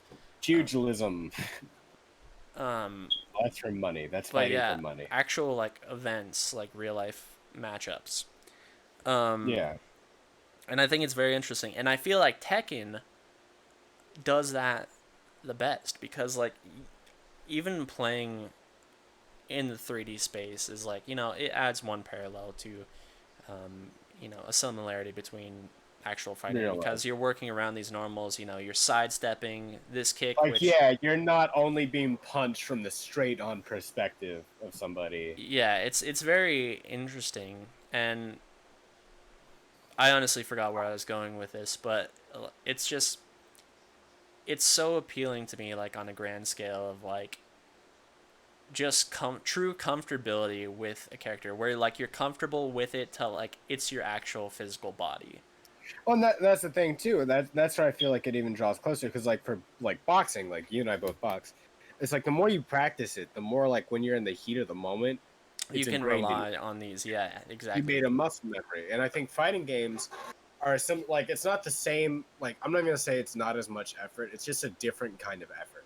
Absolutely. Because like I mean like I box, and I know there's plenty of fighting game players who can't do like half the shit I can do right in real life, like for actual fighting. However, I know I can't do 90% of the shit that they're doing in these games. So I'm not gonna say it doesn't take as much effort to learn the game. It's a different kind of effort that exercises two different skills, but in a very similar way. Where it's like in the heat of the moment, you remember how to do this. And So you you can practice it draw over that and over. same line between like, everyone was shitting on esports. It's just like, oh, these are esports or whatever. It's just like, Yeah. why should they make as much money as like whatever, like LCS compared to the Super Bowl or whatever. It's just like, well, they kind of have a lot more people actually tuning in, and like Yeah, that's the biggest thing people forget. It's like you talk shit about it, but people are watching it besides you. So like maybe it's just not you, dude. But and like just other on top people. of that, like they're not considering the like. It's just like, oh well, I'm putting my body on the line. It's like, oh, that's fair, but it's just like you can consider in the same light as just like professional chess players or something like that. Chess is considered Yeah, a they sport. respect like those people respect chess a lot more than they do like esports. But it's like the chess is very. I love chess. I love Same. chess. I've been watching a lot more chess videos. In fact, we should record some today. But the thing I'll put out there, and like, there's no disrespect to chess players or like to even be compared to video game players. Um, but it's very similar. Where the thing is, it's just not. I mean, for video games, there's a tie of muscle memory and mental game. Chess doesn't really need the like you don't really need the physical capability or muscle memory to do all of the actions besides just moving the piece, hitting your clock. Um, and with sports, there's a lot of mental stuff to do. Like especially in team sports where it's pure synergy. But the thing is that aspect's shared in esports as well, and also it's the combination of both mind and body working as one. Like you have to because even like me, I'm like when I'm playing a fighting game, I'm like, oh, I know how to do the combo, I just can't physically do it. Yeah, and being like both mechanically and mentally sound, like it incorporates two things, sure, of different like caliber and like using them differently in this different instance. But yeah, there is a physicality to it, which is the muscle memory of like, hey, I have this combo memorized to a T. I could even flex this combo to like to this different instance of like, oh, better Oki, or oh, just more damage. And then on top of like the mental game, which is like comes from conditioning, or zoning and making people feel like rushed to get in. Um, like playing the mind games and the matchup of the mind games is, Yeah. it comes like that's where people like, oh, fighting games are like chess. And once again, I don't like drawing the comparison between the two because Well, it's the same chess, as saying chess is like boxing. It's like, well, there's a mentality to it, but it's not quite the same, right? it's not like you do think you're like this is the limitations and like for chess it's more specific because like this is the limitations of things they can do. This is like their most optimal thing, this is that, right? And in fighting games you think about that a lot. In real fighting, like when it's like boxing, it's like you can think about that, you can think about the opponent, that what they're capable of to a degree, or like you're setting the standard, but you never really know. And it's just kind of just adapting to the situation. Like Mike Tyson said, everyone's got a plan until they get punched in the face. You gotta like play it live. And with video games, and a lot of games, like fighting games is more like where you see like there are people that are mechanically good but don't know matchups or don't know what the other person's capable of, and they play mechanically well. They'll beat everybody else you throw them against, but when you put them against someone who actually knows matchups and has the experience, they'll crush them. And this is the thing where these games where it comes to I'm kind of going off on a tangent, No, but no, you're good. it's just the blend of both coming together and being able to say it's true to admit not every like boxer who's just like bigger will win. Like Manny Pacquiao fought in two weight divisions Small above him, dude, yeah. and he became the champion in three different weight divisions at the same time, one in his own weight and two in the two weights above him. Love that dude. And that's where it's this thing where it's like it's not just physical capability or physicality, it's also mentality, but there's still that freedom of error and freedom of anyone can play this game. anyone can play League, anyone can play Valorant, anyone can play like CS:GO, anyone can play any of those games, right?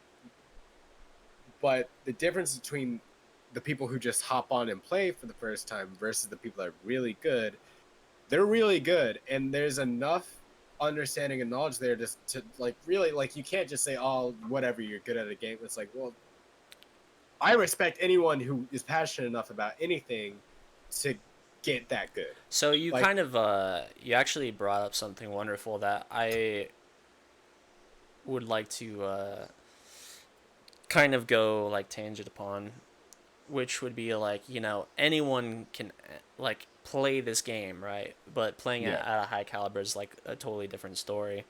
Um, which is like it's kind of like two things I want to bring up. One is like, how can I get people interested in these fighting games, like from like a normal source? Like if I got, I don't know, who could we talk about? Like Jack. Jack doesn't play fighting games. Like, how at can I, all, at all. how can I make this fighting game appeal to this player, or how can I make them want to play this game? And like the content based around it, right? Is like, you know, you see a sameness in the content that's produced for fighting games. Like a lot of it's just people playing online, people grinding out ranked streams or whatever. Um, Or Evo, or like big yeah, name exactly. tournaments with like Like a prize lot of it's pools. samey. I'm not gonna say there's no different content out there, because like, you know, I bring up Sajam a lot. You know, he's got a podcast where he talks about fighting games, or like, you know, you have people making lessons or tutorials or talking about character Yeah. matchups, which there is some difference in there. Dude, I started playing Guilty Gear because of Tasty Steve. Like, So it's like, how can we expand upon that content and make different content revolving around it other than people just playing the game itself? Like I want to a show theory fighting back. games in a new light. Yeah, like one big one for me was Core Gaming, where like I binged the fuck out of Core Gaming's videos. I thought they're fantastic. Like I loved his analysis on like, you know, the mindset of fighting games, like, you know, the community behind it. Like I loved all of it. Like I watched the fuck out of his videos. Yeah. Um, and I thought they were oh so fascinating while I was watching them. And it's just like, okay, like how can I convey these games in a way like this, or like in a different light that would appeal to a broader audience? And that's kind of what I'm like posing to you. Like, how can we show fighting games in a different light to make them appeal to other people? Well, I think the one thing is to enjoy fighting games, you have to have like because the thing is like it's kind of weird because in my mind it's like there's certain like for everything there's a certain criteria that you must meet to be able to enjoy something. Not saying that you are incapable of enjoying it or you are not qualified to enjoy it. Just saying like Do you mean to you as a person? yeah, like I mean like certain people like will be attracted to different things for different reasons, right? Like Andrew, he loves FPSs. He's not super into the competitive side of things. So, you know, like his favorite FPS to play right now is Destiny. Like his favorite games before that were like Halo, you know, games where you can play like there is competitive, but the majority of the game is played together. Mm-hmm.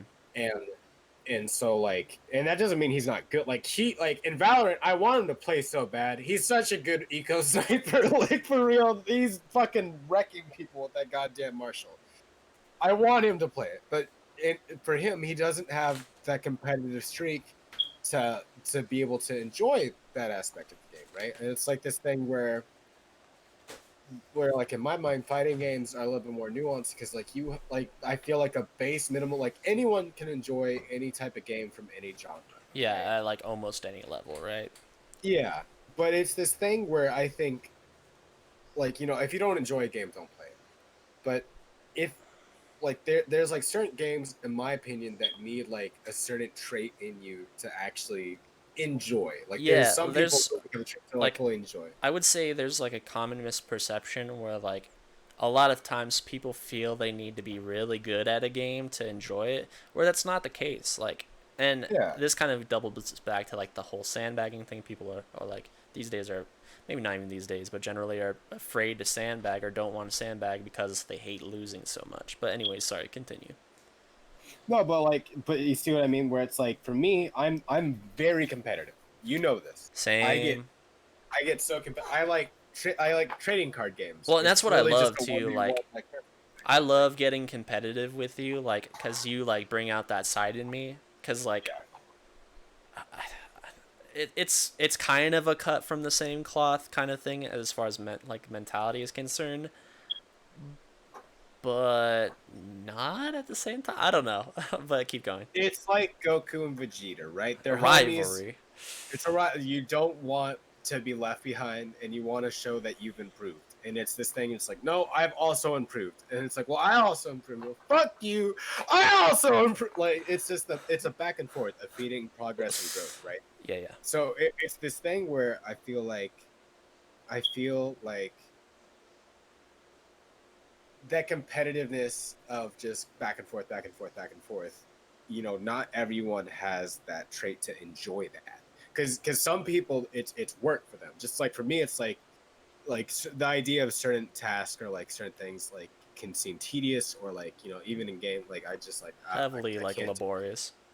Yeah, like Death Stranding, interesting story. I'm never gonna play it. I can't do that. Like I can't just zone out like that. Like I zone out at work, right? When I play games, I don't want to like just kind of do monotonous tasks until I achieve goals. It's like I want to be proactive, because the thing is, like, a lot of the time, like, it's not like I have to distract myself, but it's this thing of like I want to be awake, and I don't watch TV.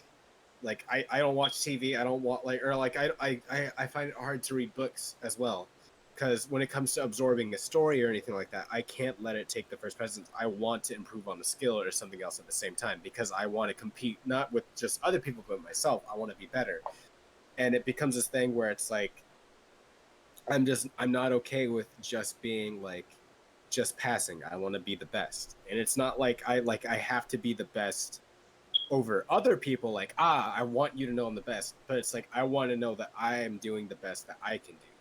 and Understandable, so yeah. and so it becomes this thing where it's like I like with fighting games, it's like even if I know that we hop into fighters, you're going to beat the shit out of me, because you have so much more experience, so much more knowledge, and so much more raw skill in that game, and so much more understanding than I'll probably ever have. But when we play, I want to give you the best performance I can, even though I know it's not up to your caliber or up to the standard that you yourself have grown to. I at least want to give you everything that I possibly can, so you can know that I'm also trying and I'm enjoying this as well. And, like, even if I'm not the same skill level, I'm enjoying it enough to actually try. And I'm not going to make a bullshit excuse like saying, like, you got lucky or anything like that. I understand that there's that skill gap between us. And here's the thing, I love that so much. You don't understand, like, and like part of me wishes I never got better at the game, cause no, and like it's literally for the sake of like enjoying it with friends. Cause like you have this thing, right? I love Dragon Ball FighterZ. I have a love for Dragon Ball FighterZ. I said it at the beginning. I'll say it at the end. Um, where when you love something, much like a Dark Souls, and everything we talk about loops to Dark Souls in some way or another.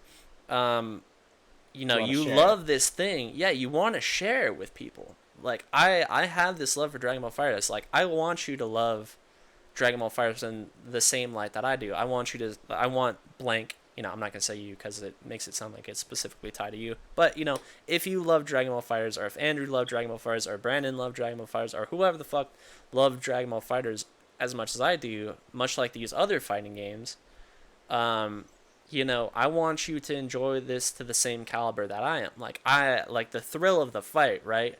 Having the Yeah. best matchup of your life, like playing against someone of your level, Yeah. like is And the most fun you'll probably have with a fighting game. like when we're playing Under Night, and it's that constant back and forth, Yeah, and exactly. it's like we don't know which one of us is gonna win, because we're going back and forth. And like the thing is, what I realized too, even though in that first to five, and it actually went up to like 17, I ended up winning more by one. To me, it didn't matter, because it's this thing where it's like that's the first time in a while that we've been able to go back and forth, back and forth, back And and that's forth. what I loved. Like fighting games give me that sense like no other. It's like, you know, comparing it once again to an actual fight, like the feeling of being in a fight is like no other. It's addicting. It really is. You get that adrenaline rush. You're so focused, you just feel like in sync with your entire body, and you're I am this like character in this moment against you playing at your best. Like I want my best to beat your best and then vice versa, like, you know, your best surmounting mine. yeah. And it's beautiful. I love it more than anything else. It is just like the most fantastic feeling you get, and that's why I loved our matches of Under Night. Like I didn't want to stop playing, and I know you didn't want to Well, either. I mean, we ended up playing like 4 hours. So Yeah, like even then, like even after that, like I knew I had to bounce, I had to edit, whatever, we're like, okay, this is the last one, and we and I'm did like, like oh, 20 more. and then remember, I was like, okay, Brad, for real, this is the last one, and then I'm like, Well, re-upped it. Oh no, it wasn't. It wasn't 18 games, 17 games. It was. like I 40, had. 40 plus. It was 19 wins to 17 wins in my favor, and one of those wins didn't count because you picked the wrong character. So we just kind of had me beat you to get out of it faster. And, Um, but like it was like, and being at the same caliber, because like, you know, even though I played Under Night first and like played it a little bit more, like I didn't play that much collectively, and like you yeah, had a base understanding of these things where like once you got in and like did like a little bit, we are already of a similar level, right? yeah, because we started at the same time. That's why I was excited for Grand Blue, because when we first started, we are like at the same I level, and want to then I like Grand Blue so bad, I but do too, but I just feel like it's not as fun as Under Night. like to that's me it's really not. But like yeah, like fighting that person of your caliber, which Under Night, perfect example, like of you and me having these back and forths. We didn't want to stop playing, and I want people, much like Brendan or Andrew, to like experience that same feeling. Like Andrew's experience with the game is negative, I would say,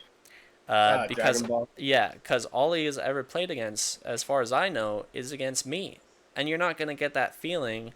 And I know He actually Andrew's beat me like quite a few times when I first started playing. Well, I know Andrew's very much a person of positive like feedback. Like if he's winning, he's having a good time, right?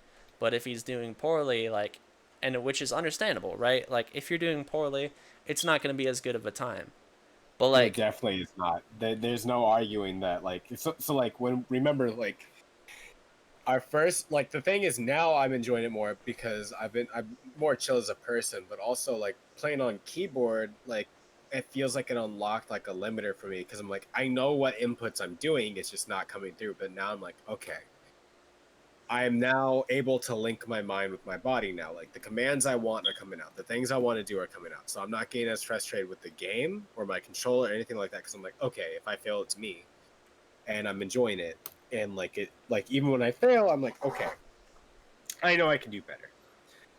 But the thing is like it takes a certain kind of like mentality, yeah, but like another thing is the one thing I'll say about both of them, like I mean I've started teaching Andrew some more boxing. He's actually doing really well. The thing is, it's nice. just neither of them like have like previously enjoyed the idea of fighting or being in a fight or boxing or anything like that. And for fighting games, it is a similar enough mentality where it's like you're gonna win or you're gonna lose. There's only those two outcomes, and Mm-hmm. losing sucks no matter what. No matter how prepared you are for it, it sucks. And the thing is, like, though, when you feel like there's that overwhelming, crushing sense of like, I'm never gonna beat this, that it becomes like really harsh. Like for you and me, I get hype off that one win I take out of 50 games. Hey, and like I'm hyped for you. Like it might not like I will be like a little bit self defeated because that's just my mentality, but like and I'm trying to like change that, right? I'm trying to like get more hype off of like people's victories over me or surpassing me or doing just something generally good, like being good teacher boy. Um, where it's just like, you know, it's not that I'm not hyped now, but like I'm trying to be like, okay, I see it, I like it, I fuck with it, I love it, I love the progress, and I always have. But in the moment it sucks a little bit. So But you're like, fuck, I lost. Like, well, no matter, like, if you put enough effort in any game or anything in general and you lose in it, it fucking sucks. um, but like with Andrew's experience of the game, as I said prior, he's mostly experienced it against me, a majority of it. And it's just like you have to understand we're like two different spectrums right now. Like if you played against people of your same level, You'll same probably rank, do whatever, fine. well, one, you'll probably do fine, but you'll probably find yourself enjoying it that much more because the matches will be a lot closer, your knowledge will be more similar, like you're and like he'll ask why something happened, and like I could tell him why, or like you know an interaction will happen. It's just like um oh, that's fucking stupid, and then like I'll be like, oh well, you can actually do this and this here. That's what people don't understand too. Like There's options. there's a lot of options, especially in Dragon Ball FighterZ. Dragon Ball FighterZ has quite a Fighters, bit I of think, has the defensive options. most. I think, in my opinion, Fighters has the most options of like any fight. That's why there's so much balance between it, where it's like there's not just one character, uh, minus UI Goku. You're just gonna shit on everybody, right? Even like Versus, even now, like I'm like adapting to it still. it's just new. Well, the thing is, he's got a pretty overloaded kit, so it's just gonna take more time To to work fight around. against it. Like I'm But sure I felt the same feelings against GT Goku or Bardock or whatever the fuck. when they first came out, But yeah, this is just new. Bardock was scary when he first came out. Yeah, for sure. But It's yeah, just fantastic. I want them to see this game or these games as a whole, this whole genre in a different light to where it's just like this. Okay, I see now what they've been talking about all these years or all this time. Because you want them to enjoy it with us too, and like we're Lucky to have, like, like each other to just like play these random fighting games and enjoy them and like play them constantly. Like, even though I'm shitty at Dragon Ball, I'm still so down to just randomly throw in like a few games. Well, and too, like on the other side of the spectrum, where like, if you do want to play Street Fighter, which my desire to play Street Fighter is very low, but mine is as well. Don't worry. but like all right, fuck Street Fighter for now.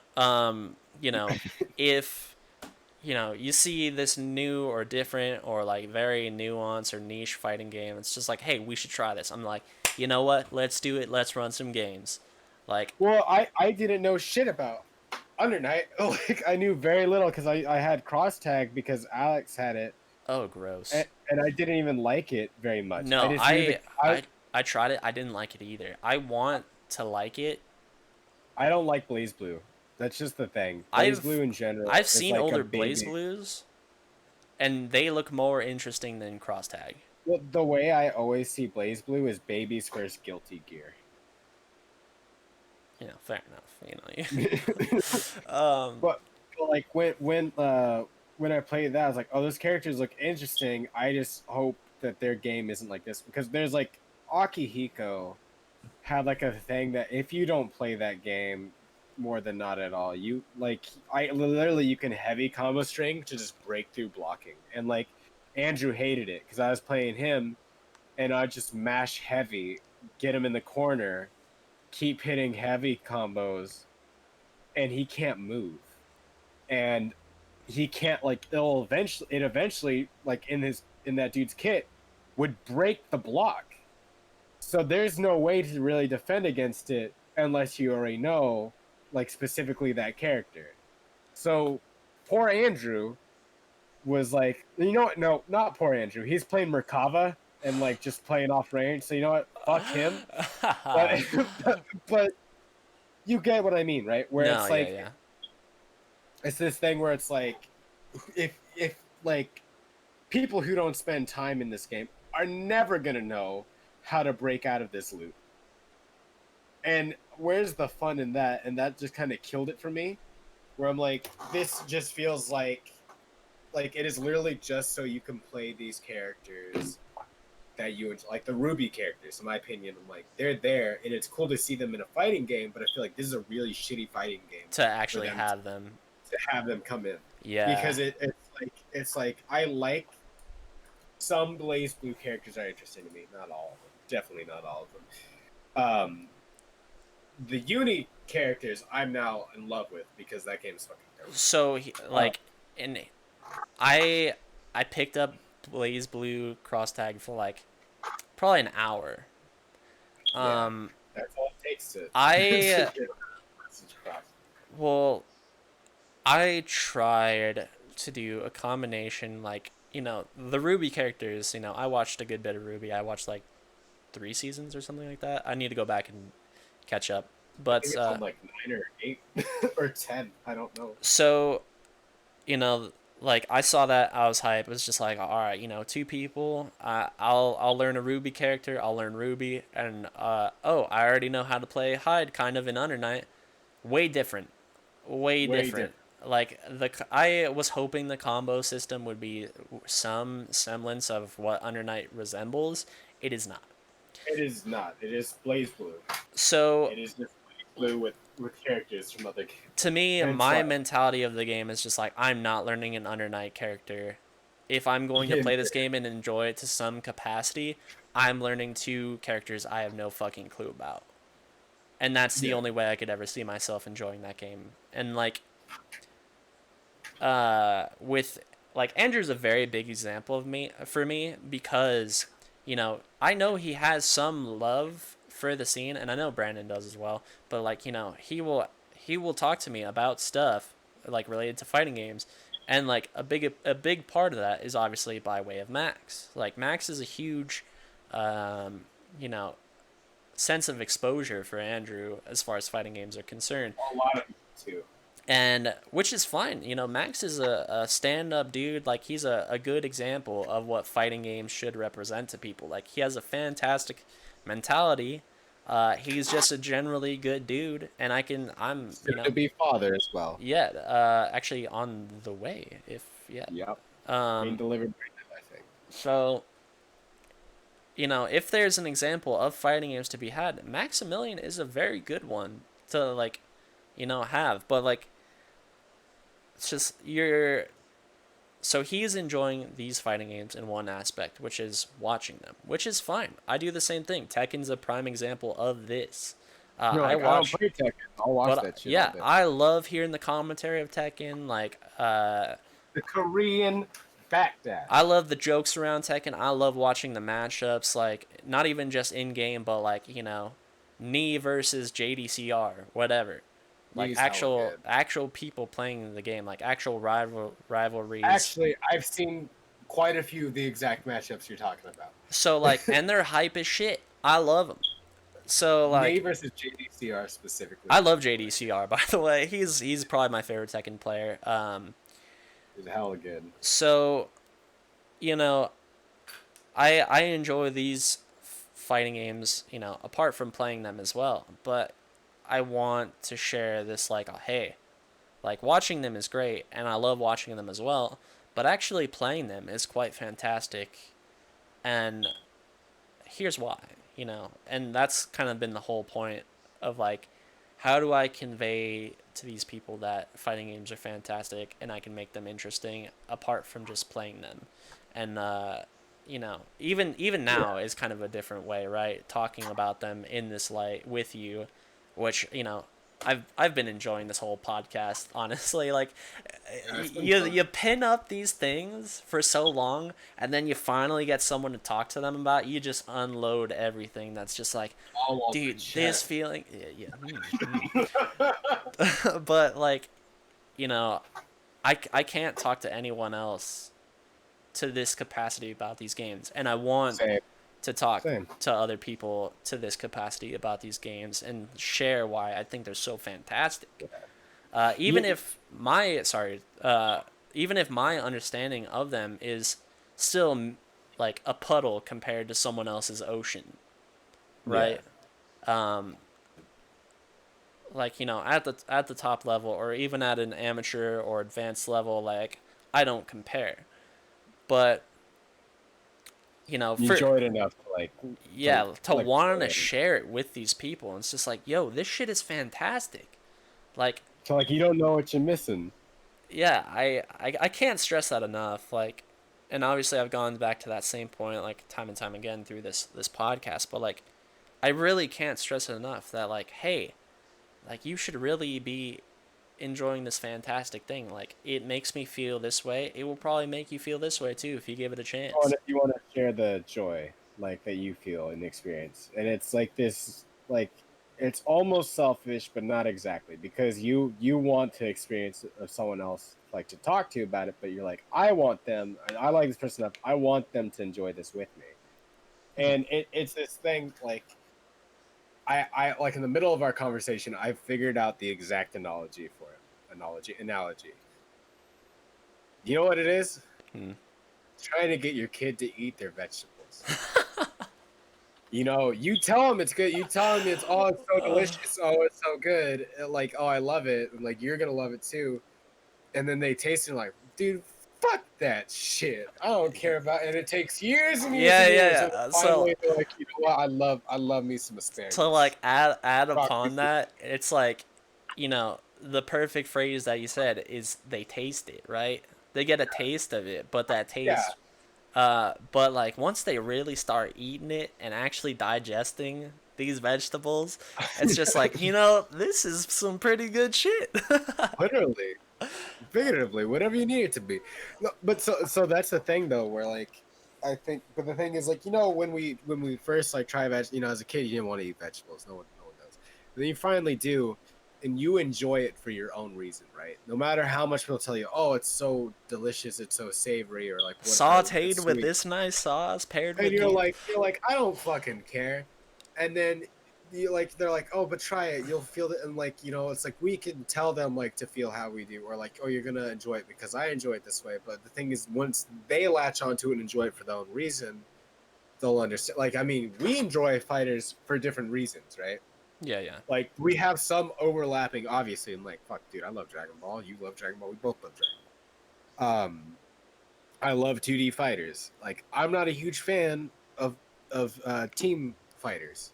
I'm not, but I enjoyed the game enough, and I enjoy its complexity as much to at least enjoy it. And like when I start playing the game a little bit, I'm like, I enjoy this game because there's a level of complex. When I first played it, the first thing I latched on because I was already playing Guilty Gear, I'm like, I like the speed of it, and I like the area that there's aerial combat because it feels like every combo can be extended into the air, or like there's a lot of possibility to fight. Like like when you play Budokai Tenkaichi, and it's like always you're always in the air, Yeah, there's a almost. lot of like actual freedom within comboing in Dragon Ball. Like maybe Yeah, maybe more than any other.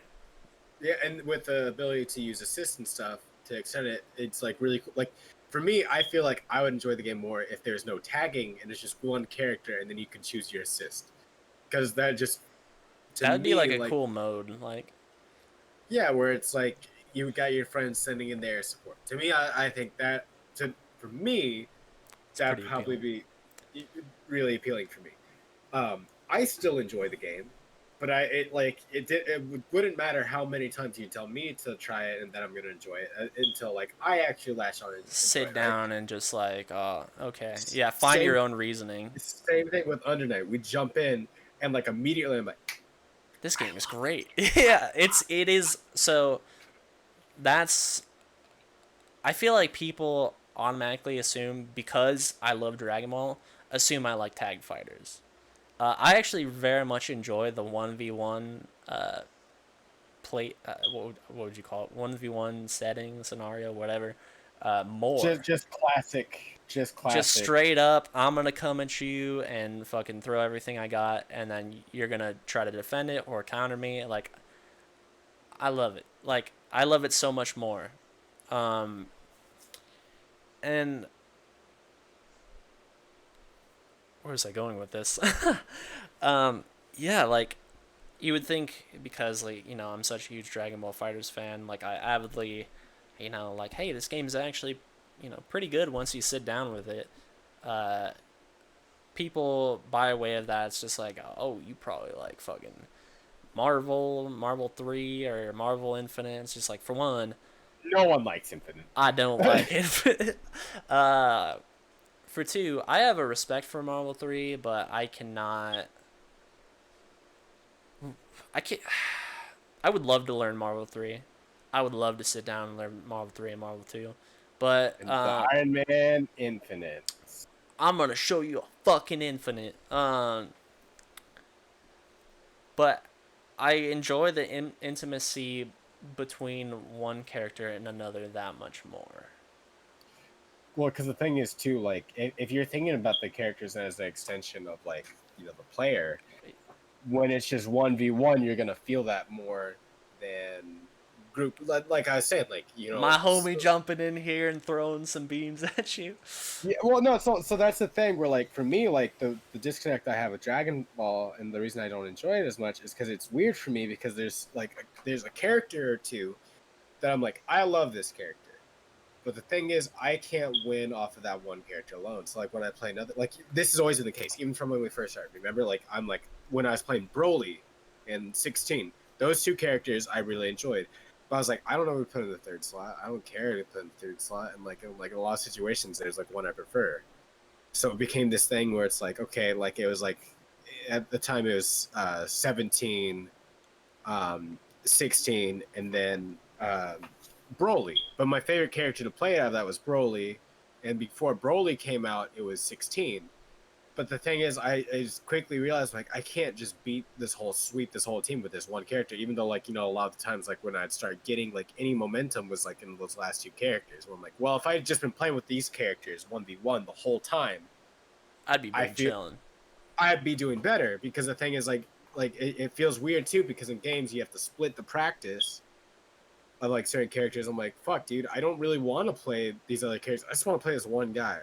I think you should watch a player by the name of DeKillSage. He's a very good oh god, what's the game I'm thinking of? Skullgirls player as well. Skullgirls has different modes for that too, I think. So he plays Z Broly, and I think you should watch him through the capacity in which he plays the game. And honestly, like, he kind of reminds me of you. I don't know what it is. It might be the glasses. It might be the demeanor. I don't know. It might be the build, even of him as a person. But both bulky boys. Anyways, what's his name again? I'm gonna look up, see if I have to be mad at you. DeKillSage, DeKillSage, all one word. But he, Oh man, fuck you. Oh man, he's not like fat or anything. He's just kind of like. Oh, you're right. This is just a really unflattering photo of him. He's kind of just like a big dude. He reminds me of. It's literally the glasses and having facial hair, and occasionally a similar basic haircut as me. So also he almost looks like a Samoan. So I mean, like, but yeah, he plays Z Broly, and like when I saw him, that's kind of why I was like, I bet Vince would like kind of rock with like maybe this team that he's playing. I don't know. But yeah, like Z Broly was like a big one for me, and where it's just like I could see Vince playing this character, and then I watched Sage play, and I'm just like, damn, maybe Vince could rock with all these characters. He doesn't have the team that I gave you, but Z Broly was a big component of that. Who are the other 2? Actually, that's a good ass question. Let me see if I can find something.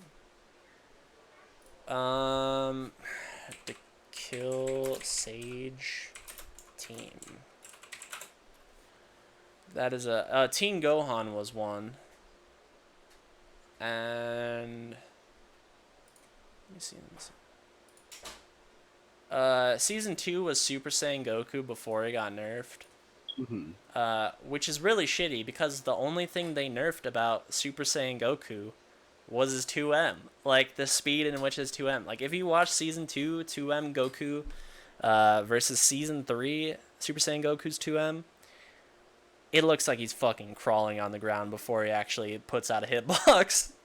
It's so Yeah, bad, bro. Like, just give him his 2M back. Like, all the other Gokus have the same 2M that he used to have. Just give You him his know who? fucking. You know who has it bad? Hmm. Urian. He lost. I think it was his 2M actually that got nerfed in 5. Wait, and his like 2 medium kick? yeah, so you know Li Joe. Yeah, yeah. So he's playing Urian the first night that he came out, and like he's like testing, and he tries like his 2 medium kick or like his 2 medium kick or 2 medium punch, and it didn't link with another thing. He's like, "Fuck, This shit's awful. the character's ruined." Like he's like the whole character is shit.